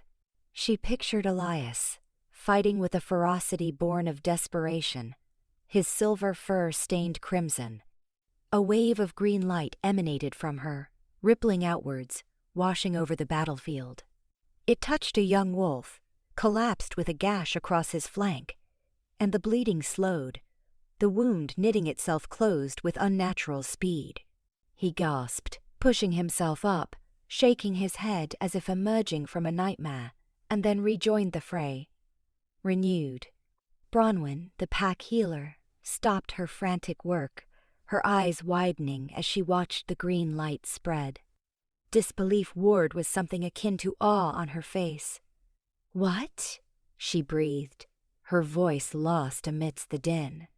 Elias felt it a surge of strength, a bolstering of his spirit.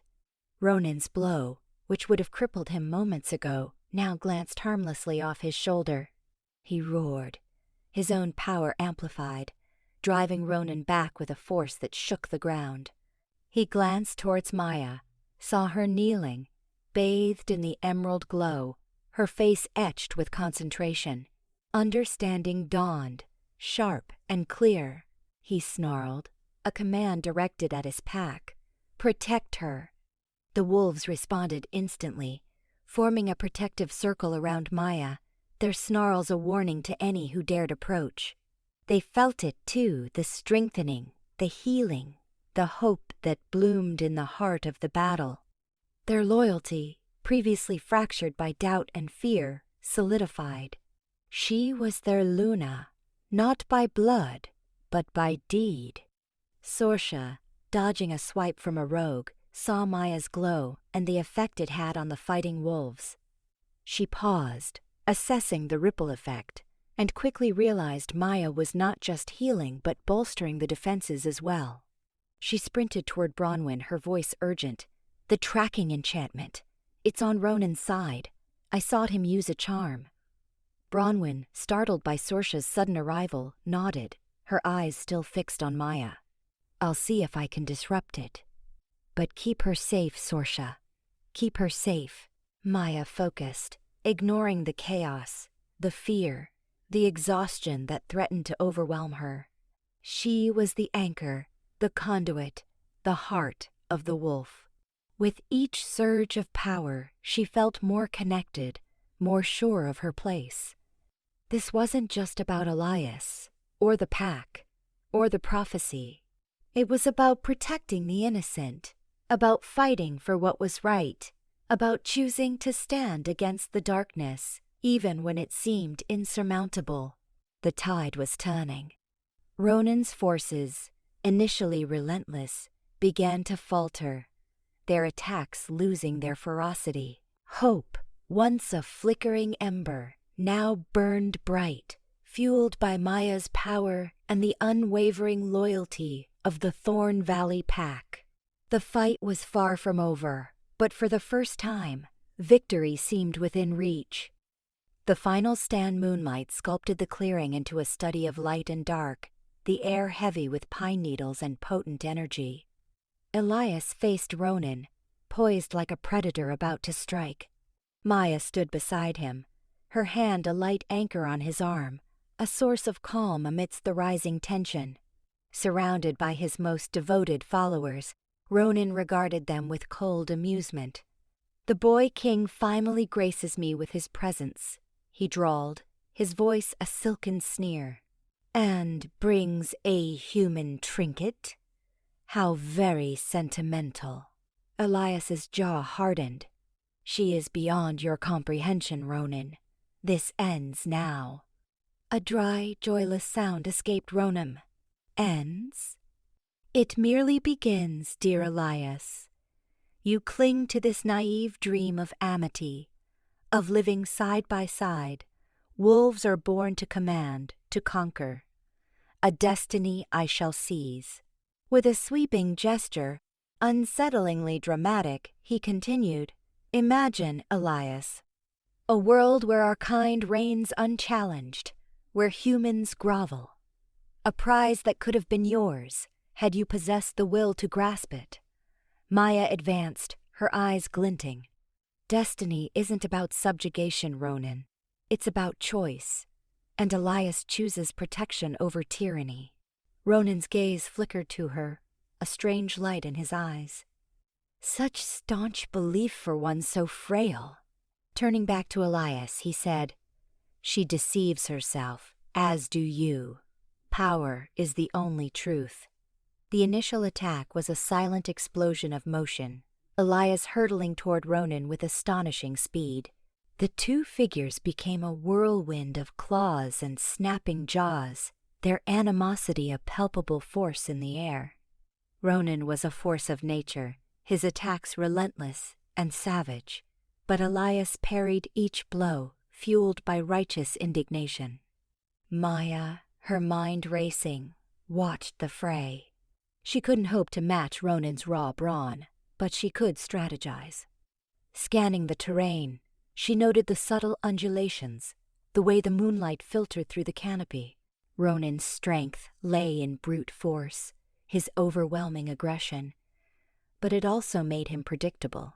As they clashed, Maya moved with purpose and precision. Focusing her intent, she drew upon the earth, feeling its ancient pulse flow through her. Spotting a shallow depression, concealed by shadow, she enhanced it with a muttered word, creating a subtle imperfection in the ground. Sensing her intent, Elias adjusted his approach, guiding Ronan toward the concealed hollow, evading his lunges with practiced ease. Blinded by his own fury, Ronan failed to notice the subtle shift underfoot until too late. He faltered, his momentum broken at a crucial moment. Elias exploited the opening, striking with a furious energy that staggered Ronan. He bellowed, rage twisting his features, but the brief stumble had shattered his rhythm, throwing him off balance. "You think you can defeat me with such petty tricks?" Ronan spat, venom saturating his words. "I am your blood. I am stronger." "Strength isn't everything," Maya retorted, her voice ringing with conviction. "It's strategy, knowing your adversary, and having something worth defending." She gestured, and the ground beneath Ronan quivered. Roots erupted from the soil, snaking around his ankles, hampering his movement. Not a binding restraint, but enough. Elias pressed his advantage, his assault growing relentless, precise. He hammered at Ronan, driving him backward, forcing him onto the defensive. Ronan's eyes narrowed, his gaze darting between Elias and Maya, understanding flickering in his expression. "So, the human is your strength now? How pathetic." He lunged for Maya, his purpose undeniable. Elias roared, intercepting him, but Ronan's speed was alarming. He shoved Elias aside, claws extended, aimed directly at Maya. Time seemed to warp. Maya steeled herself, knowing she could not withstand the force of his attack. Then, something transformed within her. A torrent of power, primitive and untamed, surged through her. The earth throbbed beneath her. She raised her hands, and a wall of earth erupted from the soil, interposing itself between her and Ronan's assault. Ronan stumbled, taken aback. He gaped at Maya, disbelief etched on his face. Impossible! Elias rallied, his rage peaking. He pounced on Ronan, finally wrestling him to the ground. It's over, Ronan. Elias snarled, his voice a menacing growl. Ronan emitted a fractured, desperate laugh. Never! I will not allow you to triumph. This is my right. I deserve the throne. His gaze burned with fierce madness. You were always favored, always the chosen one. While I was left to languish in Ronan's laughter rebounded through the ancient hall, each blast a palpable assault. Did you imagine I'd neglect such a weapon, brother? How green you are, as king, to forget your transgression. He spat the word like spoiled wine. Elias winced, a flicker almost lost, yet Maya caught it. The alpha, the indomitable warrior, splintered for a heartbeat. Ronan had landed a blow, aimed at a festering sore. What is he talking about? Maya demanded, her voice cutting through the echoes, zeroing in on Ronan. His grin spread, a wolfish display. Allow me to spin a yarn, little Luna, about a prince drunk on youthful hubris, convinced of untouchability. A miscalculation, a catastrophic one, bought with lives, innocent lives snuffed out. A guttural roar ripped from Elias as he surged forward, only for Ronan to dissolve into the umbra, reforming several feet away. The gap maintained. Truth always claws its way out, Elias. No burial can hold your past. He vanished entirely, leaving Maya and Elias alone within the resonant space, dense with unspoken accusations, heavy with clandestine history. Elias stood petrified, back turned, shoulders like granite. Elias? Tentatively, Maya reached, her fingers brushing his arm. He recoiled as if singed. Don't, he choked out, voice hoarse. He swiveled, eyes obsidian, haunted depths reflecting back at her. Don't look at me like that. Like what? Concern furrowed her brow. Like I'm disappointed? Like I'm passing judgment? I don't even comprehend the situation. Elias pivoted away, a restless energy taking hold. It was ages ago, before Ascension. Flashback. A callow Elias stands amid an inferno. Structures collapse, the atmosphere choked with acrid plumes and desperate cries. His warriors surround him, faces etched with bleak horror. The blaze dances in Elias's irises, mirroring the ravenous beast consuming the village. Elias, retreat! The wards are collapsing! A warrior bellowed, tugging at his sleeve. Elias shook his head, gaze riveted on a humble dwelling consumed by orange tendrils. The children. I must retrieve them. Impossible, Elias. They are already lost. Ignoring him, he plunged into the burning structure. The heat was a crushing force, robbing the air. He stumbled through smoke-filled rooms, shouting for the children. Only the hungry crackle of the fire and its deafening roar replied. Moments later he emerged, empty-handed, soot painting his face, despair filling his eyes. The cottage crumbled behind him, entombing the children. End flashback. Maya watched Elias, his face a canvas of anguish, his frame racked with tremors. She felt the crushing weight of his burden, the past's suffocating grip. What happened, Elias? Speak to me. Hesitation tightened his jaw. I erred. A critical misjudgment. I underestimated our opponent. They shattered the wards, igniting the village. I sought to save them, but... His voice fractured, thick with unshed tears. I was unsuccessful. How many? Maya asked, a hushed tone. 12, he rasped, barely a whisper. 12 children. The stark words hung like a shroud. Maya closed the distance, extending her reach. This time, he did not flinch. She enfolded him in her arms, holding him fast. It wasn't your failing, Elias, she insisted, her tone unwavering. You were young. You made a grave decision, yes, but it need not define your path. He buried his face within the strands of her hair, silent sobs racking his being.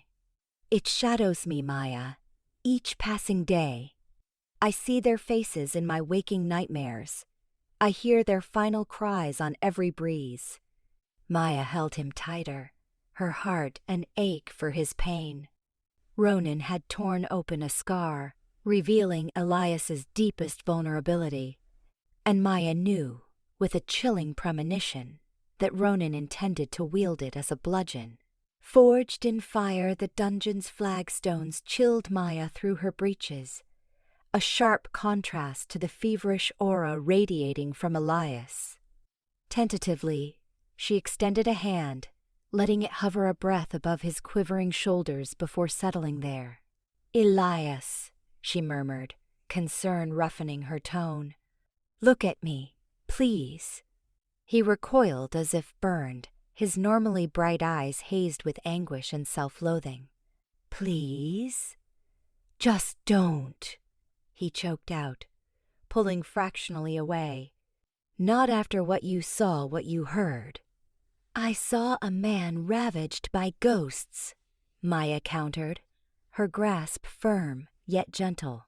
I heard Ronan trying to dismantle you, piece by piece.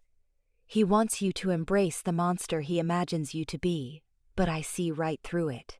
He shuddered, the fiery tableau of a ravaged village flashing behind his eyelids. 12 young lives, Maya. All gone. I failed to protect them. You were barely more than a child yourself, she reminded him, her voice soft but unyielding. Unprepared, yet burdened with responsibilities far beyond your years. You've dedicated your life to expiating that tragedy. Don't allow Ronan to warp it into a reflection of your soul. It was a catastrophe, Elias, not a condemnation. His shoulders sagged, the weight of remorse a tangible presence. But what if he's right? What if I am unfit? What if my reign only brings more devastation upon our people? Maya framed his face, compelling him to meet her gaze. Look at me, Elias, she insisted, a thread of steel now woven into her voice. You are the most steadfast and empathetic leader I know. You shield your pack, even from their own doubts. You shoulder burdens that would crush others, yet still find the fortitude to champion what is right. Do not allow Ronan's poison to seep into your heart. Your mistakes do not define you. Your resilience does. Her words, infused with fervent devotion, pierced the gloom clinging to him. He scrutinized her face, seeking the veracity he desperately craved, and he found it, mirrored in the unwavering belief shining in her eyes. A spark of hope flickered within him, challenging the oppressive despair. He raised a hand, covering hers, his grip tightening as if siphoning strength from her very touch. I don't know if I'm strong enough for what's coming. Maya. You are, she affirmed, her voice resolute. You aren't alone in this fight. I'm here, and your pack stands with you. We have faith in you, always. She drew closer, her breath warm against his ear. And I love you, Elias. More profoundly than words can express. Her words were a soothing balm on his ravaged spirit, an assurance of unwavering support in the face of encroaching darkness. He closed his eyes, drawing sustenance from her affection, from her steadfast trust. Resolve surged through him, rekindling the fires within, burning with renewed intensity. When he opened his eyes, the pain remained, a dull ache beneath the surface, but it was now tempered with a burgeoning determination. Ronan will answer for his crimes, he vowed, his voice a low, dangerous rumble. He will not break me. Meanwhile, just outside the dungeon's entrance, Rowan stood cloaked in shadow, his pulse hammering a frantic rhythm against his ribs. His assignment: guard the perimeter, ensuring no interruptions to Ronan's interrogation. However, the scene he had just witnessed had shaken his convictions. He'd always considered Ronan a strong, albeit severe, leader, a necessary instrument in their struggle against Elias. But the raw cruelty he had seen, the blatant manipulation and utter lack of compassion, had shattered that illusion, leaving him adrift. He watched as Ronan emerged from the bowels of the earth, a self-satisfied smirk plastered across his features. "Enjoy the spectacle, Rowan?" Ronan drawled, sarcasm dripping from his tone. Rowan hesitated, his conscience wrestling with ingrained loyalty. I don't understand why you had to go to such extremes," he stammered, his voice wavering. "Those children, that wasn't Elias's fault." Ronan's eyes narrowed, his smug smile evaporating like mist. "Don't tell me you're developing a soft spot for the enemy, Rowan. Elias is a weak, pathetic excuse for a ruler. He deserves everything that's coming. But at what cost?" Rowan countered, his voice gaining defiance. "How many more innocent will fall victim to your lust for power?" Ronan scoffed, a harsh, dismissive sound. "Innocence is a weakness we can no longer afford." "So, are you with me or against me?" Rowan studied Ronan, seeing only the frigid, merciless ambition blazing within his eyes. He thought of Elias, remembering the sincere regard he had consistently demonstrated for his pack, even for those who questioned him. The choice, once clouded by doubt, became starkly, irrevocably clear. "I'm done, Ronan," Rowan declared, his voice resonant with newfound resolve. "I will no longer be a party to this tyranny." Ronan's face twisted into a mask of incandescent fury. "You treacherous cur! You'll live to regret this insolence." Rowan didn't linger to hear the rest. Mercy and justice ozone stung the nostrils, mingling with the metallic tang of spilled life. Above Ronan's prone form, Elias battled the storm raging inside him, a maelstrom mirroring the electrical charge in the air. Ronan's face, a grotesque parody of defiance, was a canvas of agony and disbelief. The pack formed a hushed circle, their collective gaze reflecting both the flickering flames and the heavy inheritance of their lineage. A tremor ran through Elias's hand, born not of fatigue, but of the immense effort to hold back. He held the power to extinguish Ronan, to finally silence the insidious voices that had plagued him, to avenge those lost. Yet, the faces of his people flickered before him, a mosaic of expectation, apprehension, and their desperate yearning for a leader defined by more than brute force. Ronan coughed, a fleck of crimson landing near Elias's boot. "End it, whelp. You lack the nerve, don't you? Forever the milksop, hiding behind principles." Elias's jaw clenched. A coward? He had shouldered the welfare of his pack, the weight of his birthright, the haunting memory of his parents' demise, for an eternity. That label held no truth. "I am not made in your image, Ronan," With a metallic shriek that cut through the charged silence, he retracted his claws. My reign will not be inaugurated with your blood. A fractured, rattling laugh escaped Ronan. Reign? You imagine they will still heed you after this charade? After offering leniency? They crave a sovereign who obliterates rivals, not indulges them. Turning, Elias met the gaze of his pack, his eyes lingering on each individual face. Sorsha stood at the periphery, her expression an enigma. Rowan, closer, his eyes wide, held a nascent spark of hope. You are all witnesses to Ronan's perfidy, Elias announced, his voice a resonant declaration. His ambition has corrupted our unity, brought us to the precipice of ruin. He warrants reprisal. However, I will not mete it out through death. A wave of murmurs swept through the assembled wolves. Death was the hallowed tradition, the expected conclusion. Elias was shattering centuries of custom. Justice is not driven by vengeance, Elias continued, his tone unwavering. It demands accountability. It's about ensuring reparations are made, and that such darkness never again engulfs us. Ronan will answer for his actions. He will be confined, his influence severed. He will exist to see the pack flourish under a leadership forged in trust and fidelity, not coercion. His gaze returned to Ronan, and in it was a sorrow that surprised even himself. This is not mercy extended to you, Ronan. It is for them. It is for the future we are constructing, a future where compassion and justice are not mutually exclusive. Ronan's face contorted in a mask of pure rage and understanding.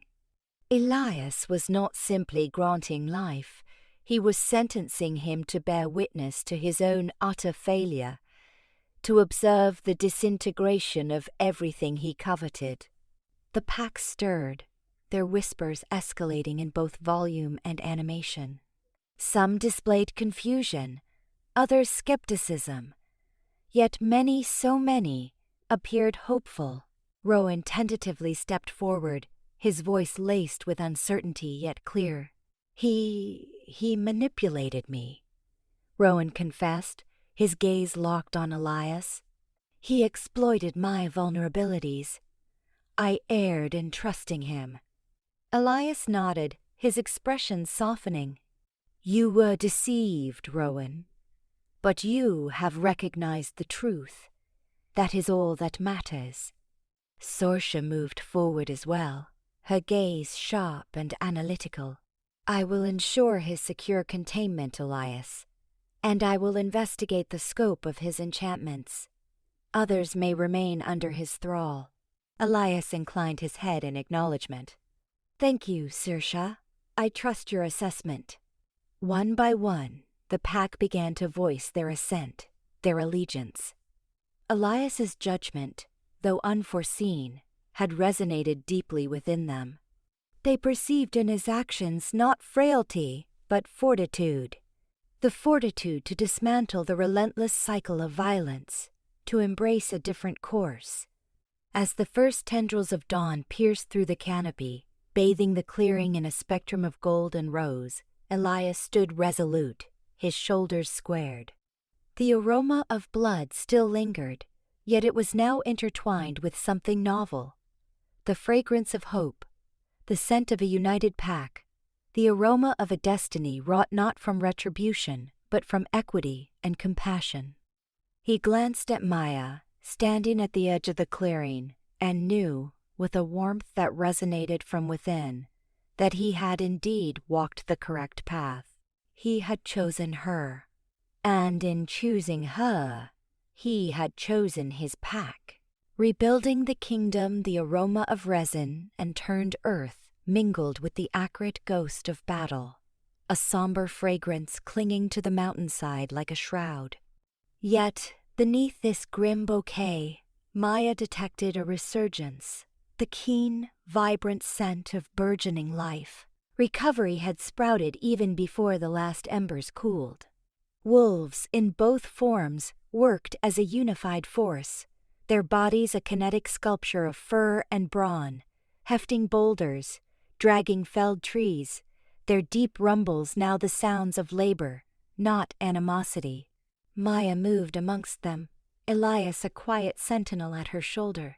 His steadfast presence offered solace, a firm handhold in the whirling disarray, yet a shard of guilt pricked at her conscience, knowing the weight he shouldered. Sparing Ronan had been his choice, yet she knew her influence had swayed him. Now, she shouldered the responsibility of ensuring its justification. "Their cooperation is remarkable," she commented, indicating a team reinforcing a breached wall of the main lodge. Several were former adherents of Ronan's banner. "Better than anticipated." Elias's jaw flexed. "They grasped the end of defiance. And," he continued, his voice gentling as his gaze settled on her, "they perceived the dawn of possibility. A future unshackled from fear's tyranny." Maya halted, pivoting to face him square. "And you, Elias? What visions occupy your mind?" He hesitated, his eyes charting the scarred land. "I see a beginning, an opportunity to forge something enduring, something worthy of your dedication." She clasped his hand. The warmth of his skin, the roughness of his calluses, reminded her of the wilderness he embodied. "Don't build it for me, Elias. Build it for them. Build it for yourself." The subsequent days dissolved into a flurry of activity. While the pack dedicated their energy to the tangible task of rebuilding, Maya targeted the fragile trust of the neighboring human settlements. Suspicion festered, a product of generations of dread and misinterpretation. Her idea, a council space where humans and wolves could air grievances, negotiate terms, and perhaps begin to perceive each other as more than monsters and prey. A desperate gamble, Elias warned, upon hearing the proposal. "Many humans will never see past what we are. Perhaps," Maya conceded. "But we must attempt it. We owe it to both our peoples." Rowan, unexpectedly, became a vital instrument. He possessed an inherent charm, appealing equally to humans and wolves, and his former association with Ronan, now publicly condemned, offered him a unique podium to champion reconciliation. "They need to witness the spectrum of our nature," he told Maya, sincerity burning in his eyes. "That we can strive to be better than they expect." The council's inaugural session pulsed with tension, the atmosphere thick with distrust. Farmers spoke of missing livestock, of terrified children. The wolves countered with tales of trespassing hunters, of silver bullets and poison snares. Maya listened patiently, her thoughts racing, searching for a nexus of understanding. "We all desired the same bedrock," she finally announced, her voice clear and unwavering. "Safety, security, a future for our children." She paused, meeting each gaze in the room. "Though different in form and nature, we share this land, and we face a choice: perpetual conflict or a path to coexistence." The ensuing silence was profound.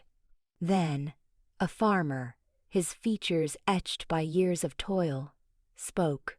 "What terms do you offer?" Elsewhere, Sorsha plunged into the cryptic depths of Ronan's tracking incantations. The spells were intricate, primordial, and unnervingly effective. "He wasn't alone in this," she declared grimly one evening, unfurling a series of maps across Elias's desk, each tattooed with arcane symbols.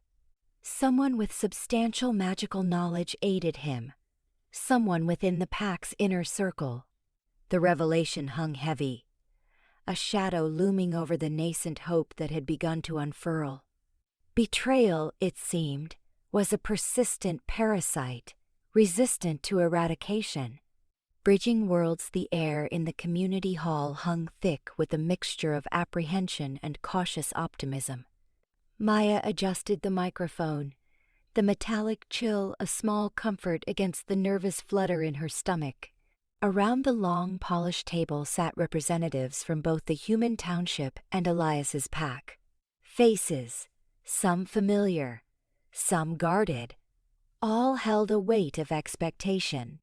This council of peacekeepers was her idea, a bridge built on the shaky ground between two worlds that had only known fear of each other. Elias sat beside her, his presence a silent reassurance. His gaze swept the room, assessing, strategizing. He was a king, built for command, but Maya knew the burden he carried, the weariness etched into the lines around his eyes. "Thank you all for being here," Maya began, her voice echoing slightly in the hall. "We've taken the first step in creating something new, something better. A council where both humans and werewolves can voice their concerns, work together, and ensure the safety and well-being of our entire community." A man named Arthur, the mayor of the human township, cleared his throat. "With all due respect, Maya, many of us still have our reservations. We'd lived in fear of the werewolves for generations. How can we be sure this council won't just be a way for them to control us?" Maya met his gaze, understanding the fear behind his words. "Control comes from a lack of understanding, Arthur. This council is about transparency, about building trust. We need to hear each other, understand each other's needs and concerns. Elias has pledged his support, and I believe he is sincere in his commitment to peace." Elias inclined his head, his expression unreadable. "My pack has caused harm, I acknowledge that. But I am offering a chance for atonement, a chance to build a future where such harm is never repeated." A female wolf, Bronwyn, her eyes narrowed, spoke next. "And what guarantees do we have that the humans won't betray us? They've hunted us, feared us, for just as long. What's to stop them from using this council to weaken us?" This was the crux of it, the deep-seated mistrust that ran like a fault line through both communities. Maya took a breath.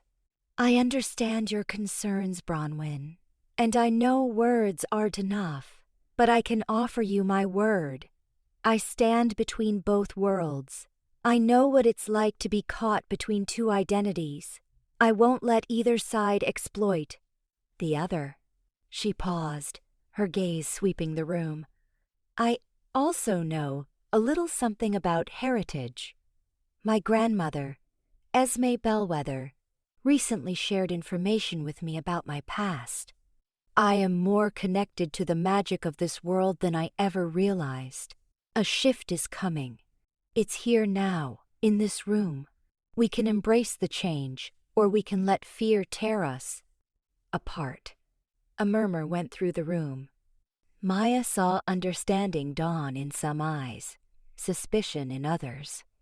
She continued, laying out the proposed framework for the council. Equal representation, a neutral mediator, a system of checks and balances to ensure no single group held too much power. She drew on her knowledge of human law, her understanding of werewolf pack dynamics, weaving together a structure that addressed the concerns of both sides. Hours passed in tense negotiation.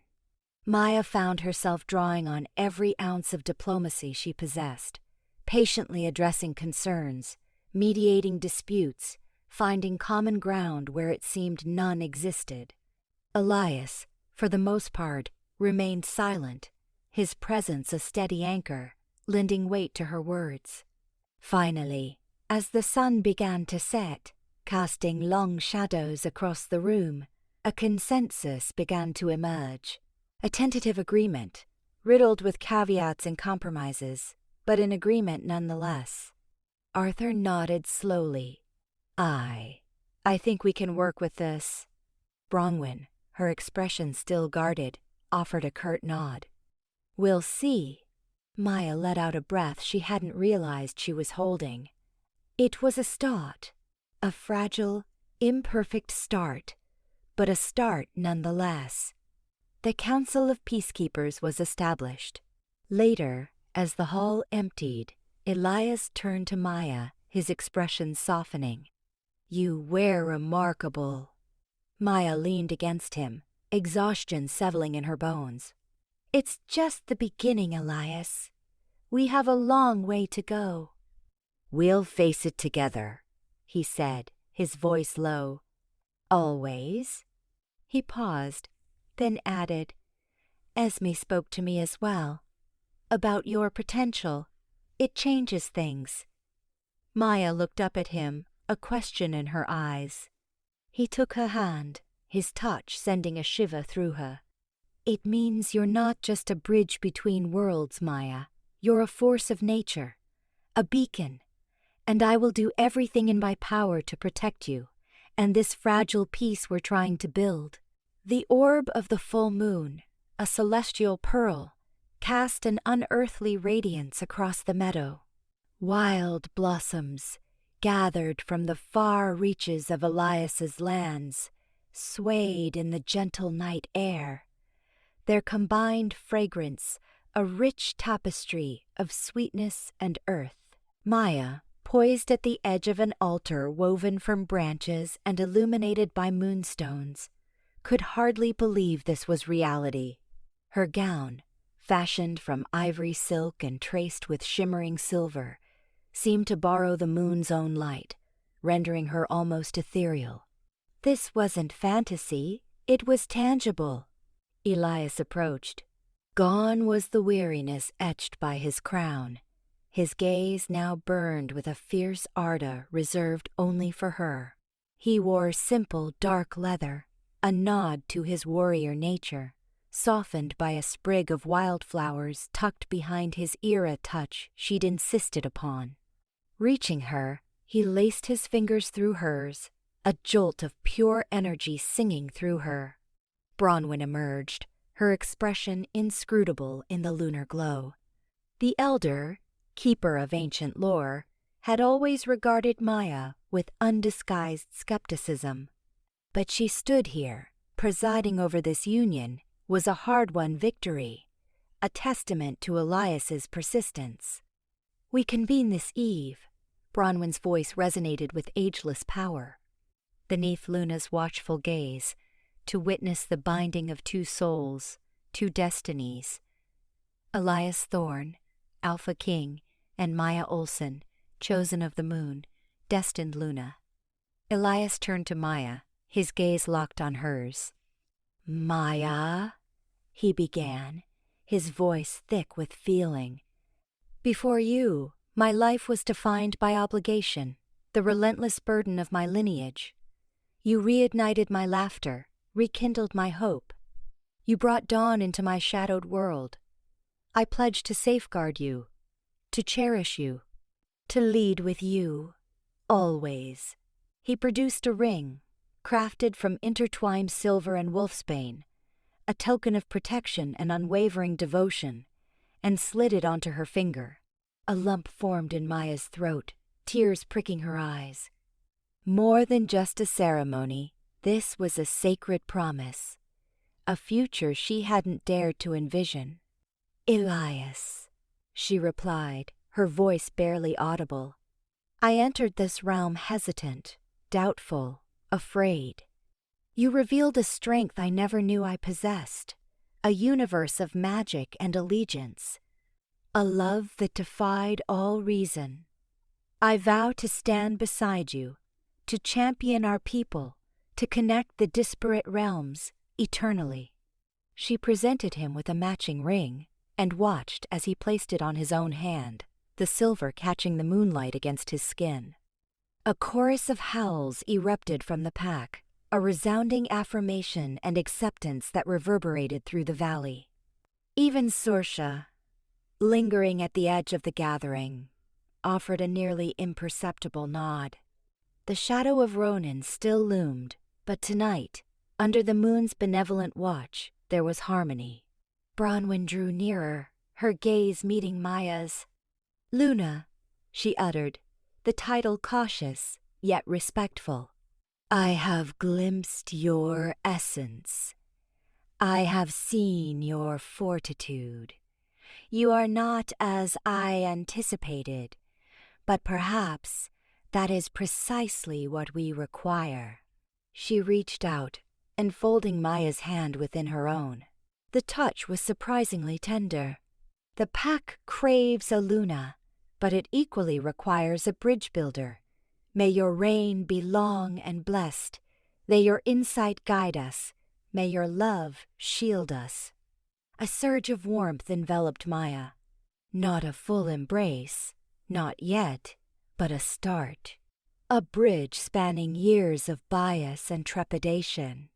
She squeezed Bronwyn's hand, a silent vow to rise to the challenge. Elias drew Maya close, his arms circling her waist protectively. He searched her gaze, his eyes brimming with gratitude and profound affection. "Tonight," he whispered, his breath feathering against her ear, "we begin anew." He kissed her then, bathed in moonlight, a kiss that sealed their vows, their destinies, their hearts forever bound. The pack howled again, louder still, a symphony of hope and unity. The future remained uncertain, the trials yet to come numerous, but tonight, standing beside the Alpha King, Maya knew that together they could conquer any obstacle. More than just a marriage, it was a pact with a kingdom, an oath to a world teetering on the precipice of change, a Luna's promise, etched in moonglow and secured with love. The weight of the crown, wasn't measured in gold or jewels, but in the constant gnawing awareness of responsibility that settled upon Elias's shoulders. Maya saw it etched in the deepening lines around his eyes, the brief moments of weariness that flickered across his usually stoic face. She found him late one evening in the war room, the holographic maps of their territory casting eerie shadows across his face, a half-eaten plate of food growing cold beside him. "Elias," she said softly, stepping into the room, the scent of lavender clinging to her clothes a stark contrast to the stale air. "You need to rest." He looked up, a flicker of relief in his eyes that he quickly masked. "There are reports coming in from the western border. Skirmishes. Ronan's influence is still strong, even with him imprisoned. And you think staring at maps all night will stop them?" Maya countered gently, walking towards him. She picked up the cold plate. "Come on. I made you something." He followed her to the kitchens, the silence between them thick with unspoken anxieties. As she reheated the stew, a simple, hearty meal, she felt the familiar pull of frustration and helplessness. She knew she couldn't shield him from the burdens he carried, but she could offer him moments of peace, a sanctuary from the storm. "It's not just Ronan," Elias admitted, his voice low as he leaned against the counter, watching her. "It's everything. The pack's still adjusting to me, to you. The humans, they're wary. Every decision feels like walking a tightrope." Maya turned, placing the warm bowl in front of him. She reached out, her hand covering his. "Then we walk it together. You don't have to carry this alone, Elias." He squeezed her hand, his gaze intense. "I know, but sometimes." He trailed off, unable to articulate the full weight of his fears. The next morning brought a new challenge. A delegation from a neighboring human settlement requested an audience, demanding stricter boundaries and guarantees of safety against rogue werewolves. Elias, usually so adept at diplomacy, found himself struggling to find the right words, the right balance between reassurance and strength. Maya, sensing his hesitation, stepped forward. "We understand your concerns," she said, her voice clear and steady. "King Elias and I are committed to ensuring the safety of all our citizens, human and werewolf alike. We are implementing stricter patrols and reinforcing the boundaries, but fear cannot dictate our actions. We must build bridges, not walls." Her words, calm and measured, resonated with the delegation. They saw in her not just a Luna, but a leader, someone who understood their fears and offered a path towards cooperation. Later that day, Sorsha approached Maya with a troubled expression. "Luna, I've discovered tracking enchantments woven into the king's coronation robes. Old magic, powerful, and insidious. It would lead Ronin straight to him, even now." Maya's breath hitched. "Who would do that?"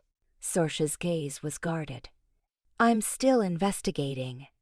But the enchantment is expertly crafted. Someone within the inner circle has betrayed him." The news hit Maya like a physical blow. Trust, already a fragile commodity in their world, shattered further. She found Elias overseeing training exercises, his face grim as he watched the warriors spar. She pulled him aside, away from prying eyes. "Elias, we have a problem," she said, her voice low. She relayed Sorsha's findings, watching as his expression hardened. "Ronin," he growled, his fists clenching.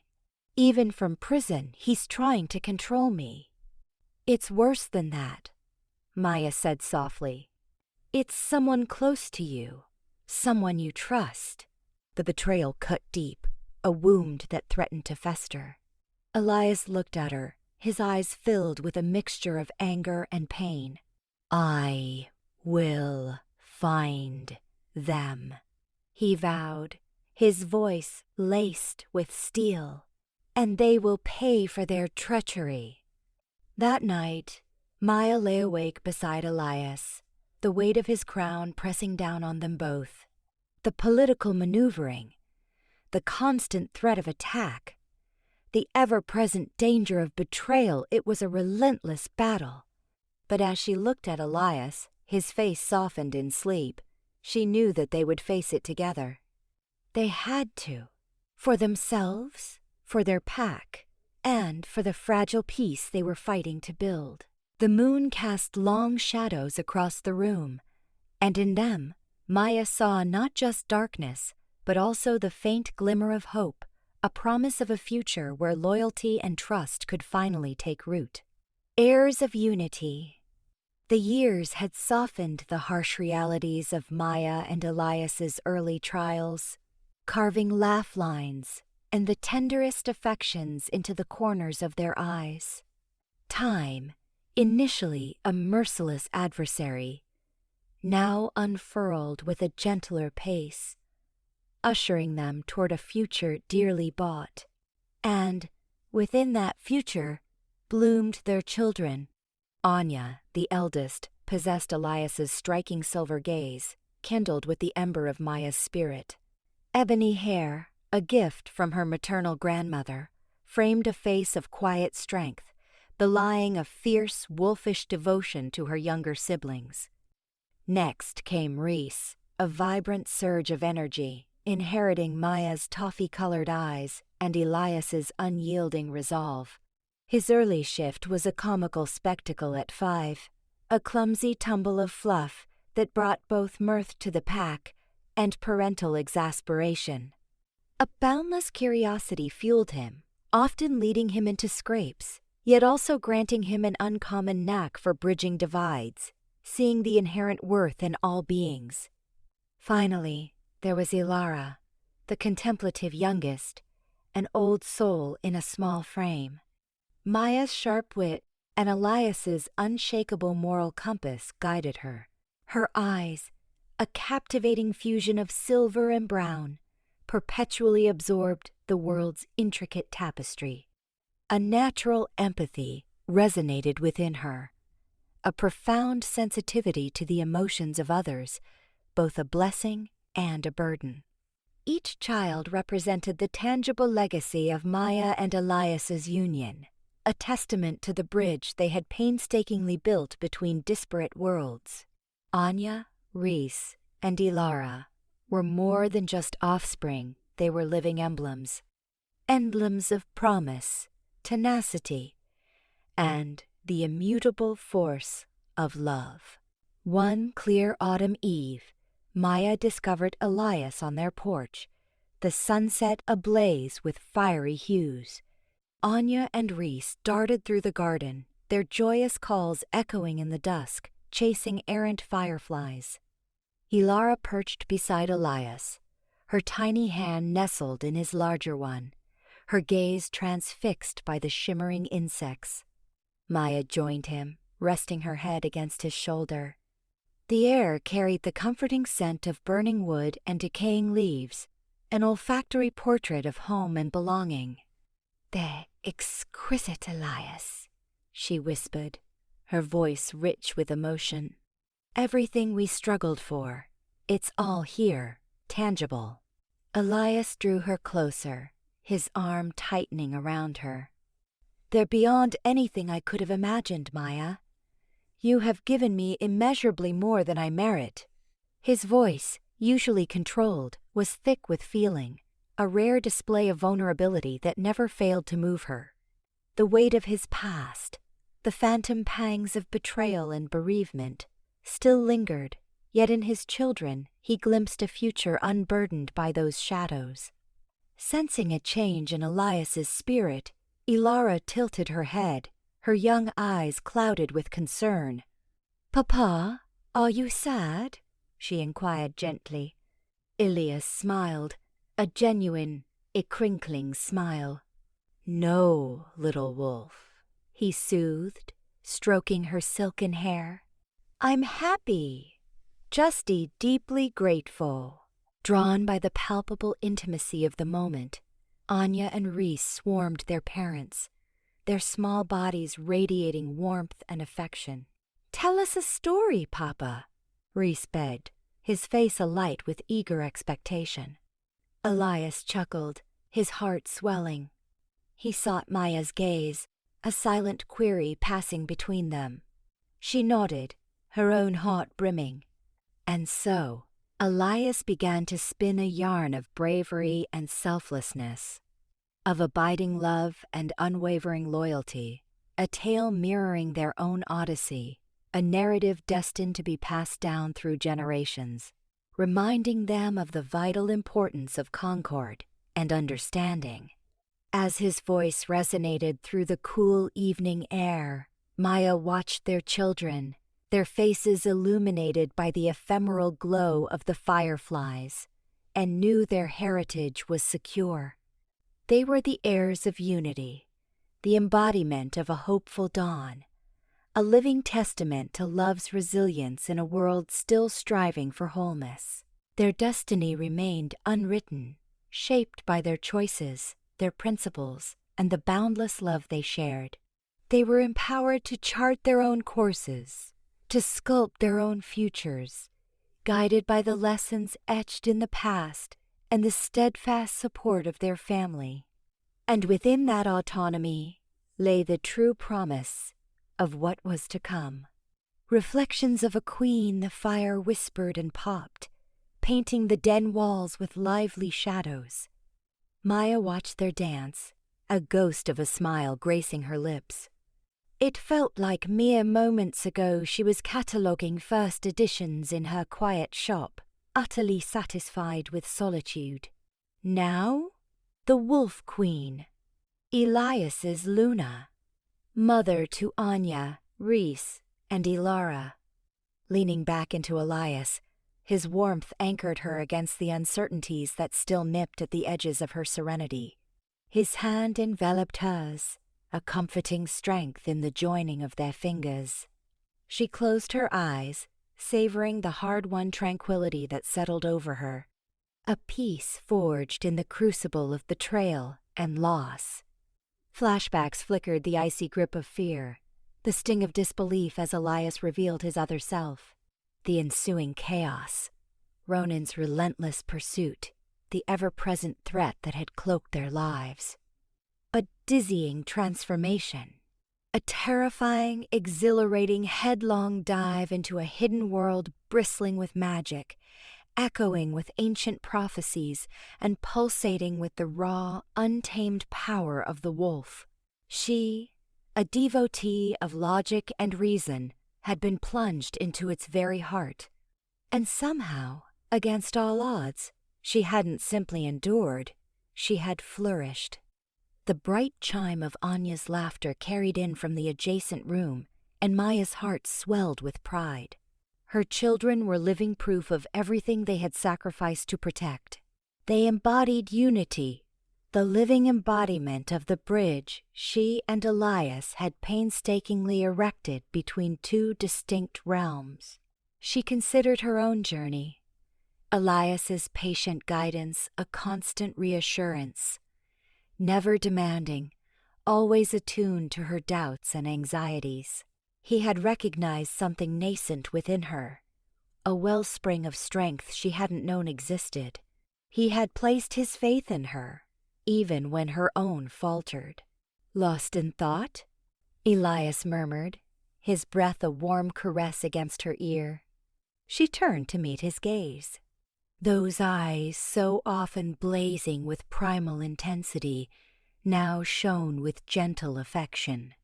"Just everything," she admitted, her voice roughened with emotion. "The sheer scope of the change." A slow, knowing smile curved his lips. "For the better, I trust?" She returned the pressure of his hand. "Beyond measure." A brief pause, then a fleeting shadow crossed her features. "I could never have conceived I was so mired in skepticism, so fundamentally human." Elias chuckled softly, a low rumble in his chest. "And I, so intrinsically wolf." "We were a disaster," she conceded, smiling wryly. "A magnificent disaster," he countered, his voice dropping, laced with genuine feeling. "You taught me depths I never knew existed, Maya. You illuminated the fact that strength extended beyond mere brute force. It encompasses compassion, understanding, choosing love, particularly when that choice is the most difficult path." A solitary tear escaped, tracing a glistening path down her cheek. "And you taught me to embrace the unimaginable," she whispered, her voice thick with emotion. "To place my faith in something larger than myself. To trust in destiny and in the power of individual choice." It was undeniable. She still felt wonder at the intricate dance of fate that had woven their lives together, yet she recognized that destiny alone hadn't brought them to this place.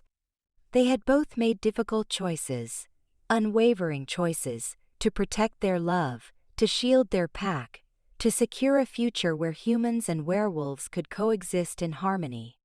Her gaze swept across the familiar setting of the den, taking in the cherished faces of their friends, the inviting warmth radiating from the hearth, the joyful sounds of her children's play. A sanctuary, a haven sculpted from love and unwavering loyalty. "Thank you," she managed, her voice choked with emotion. He gently tilted her chin, his eyes searching hers with an intensity that always stole her breath. "For what, my love?" "For truly seeing me," she said, her words simple yet profound. "For choosing me above all others." He claimed her mouth then, in a lingering, profound kiss that spoke volumes of years of shared love, of battles fought side by side, of unyielding devotion.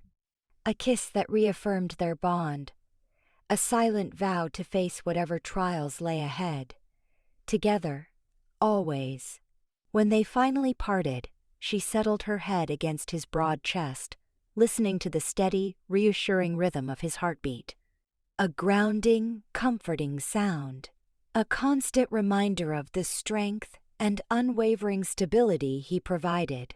She was no longer just Maya Olsen, the quiet bookstore owner. She was Maya, Luna to Elias, Queen of Wolves, mother to Anya, Rhys, and Ilara. A warrior, a leader, a beacon of hope. And at long last, she was truly, completely home. A lasting peace the sinking sun spilled amber and rose across the valley. On the balcony of their home, hewn from the territory's very bedrock, Maya's gaze rested on their children. Ilara, a blend of Elias's midnight hair and her own vibrant eyes, playfully pursued Finn, the youngest, his peals of laughter dancing on the evening breeze, a sound that still resonated with the miraculous quality of their cur. Hard-won life. Elias joined her, an arm sliding around her waist, drawing her close. No words passed between them, yet his nearness was a palpable reassurance, a tacit vow honored through years of turmoil. The air hummed with the fragrance of pine, laced with Elias's own unique, untamed essence. Happy, she breathed, nestled against his warmth. Because they are safe, he responded, the words a deep vibration against her temple. Because they know they belong here. The longing, Maya knew, had been a brutal climb. The nascent days, thick with suspicion, mutual dread, the obstacles had seemed insurmountable. Ronan's ambition had cast a long shadow, a constant specter. Yet they had endured, choosing empathy over animosity, constructing bridges where others would have built ramparts. Do you recall the first time I witnessed your shift? Maya mused, a ghost of a smile gracing her lips. I genuinely questioned my sanity. A low chuckle rumbled from Elias, and I feared my secret was forfeit.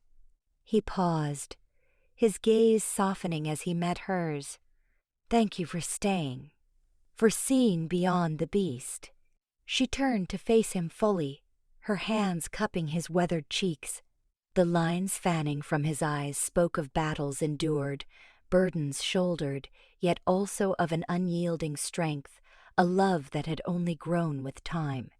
I saw more than the wolf, Elias, she whispered.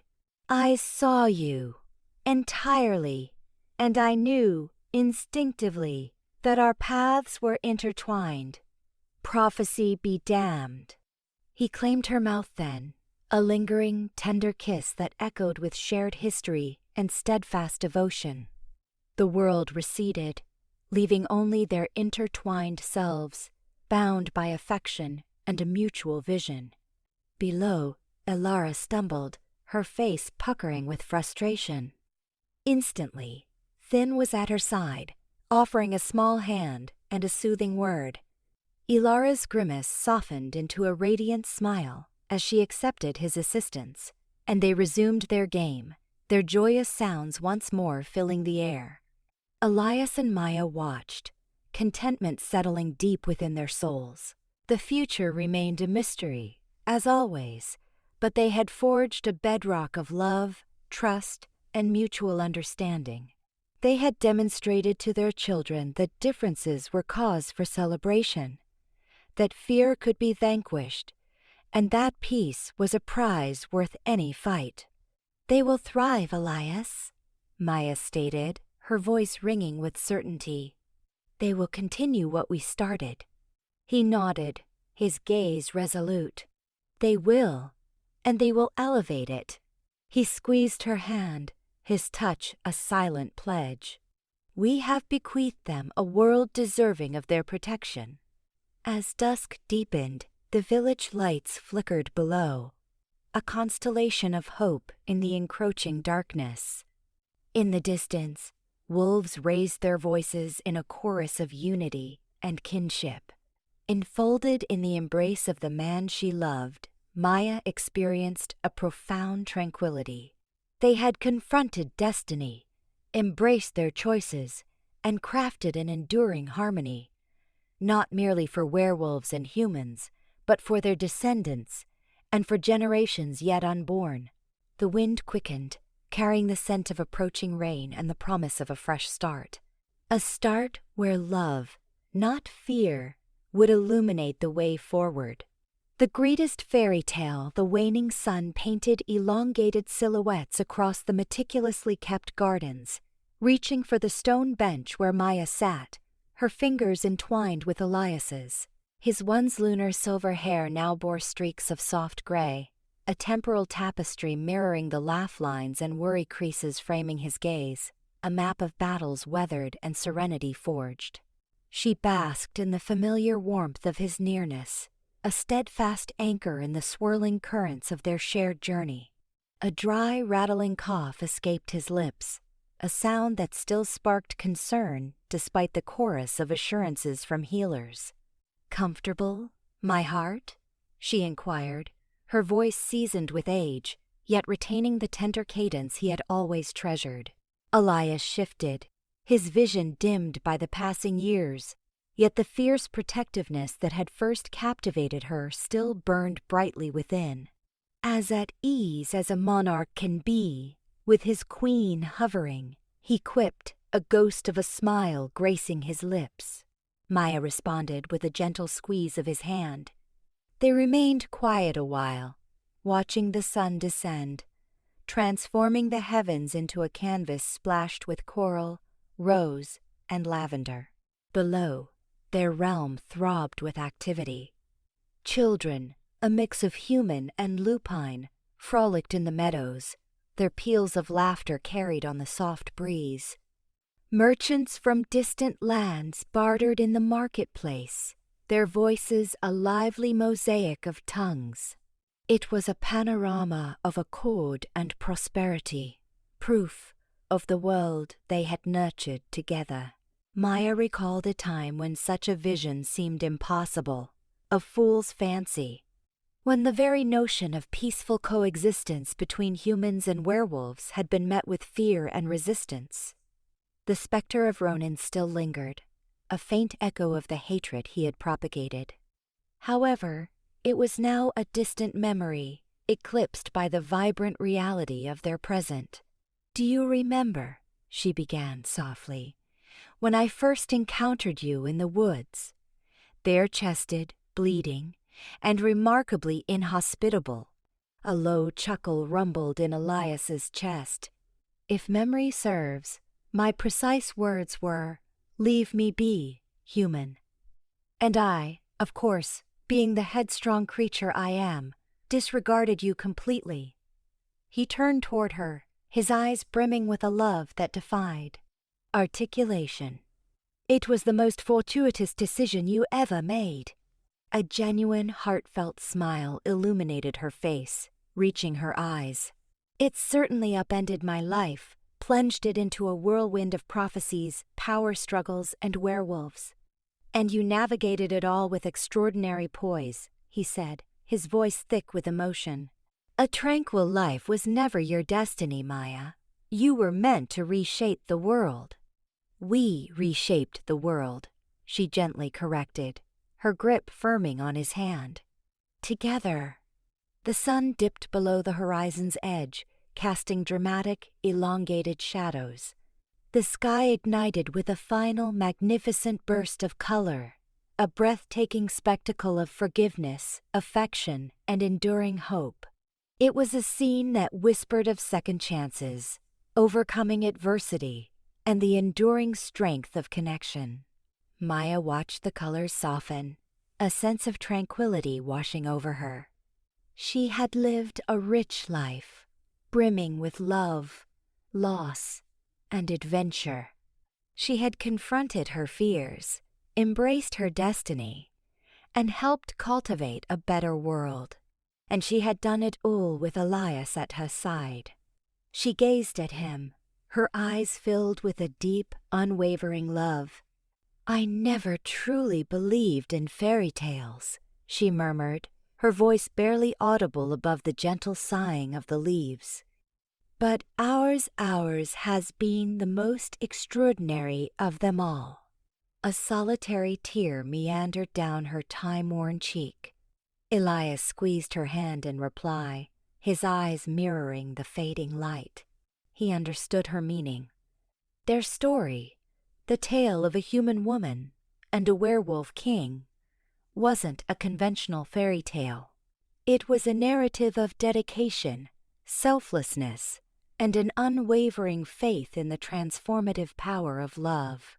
It was a story of two disparate worlds colliding and discovering a path to not just coexist, but to flourish, to evolve into something far greater than they could have achieved in isolation. A story that would resonate for generations, a legend shared in hushed tones by crackling fires, a testament to the resilience of hope. The greatest of all,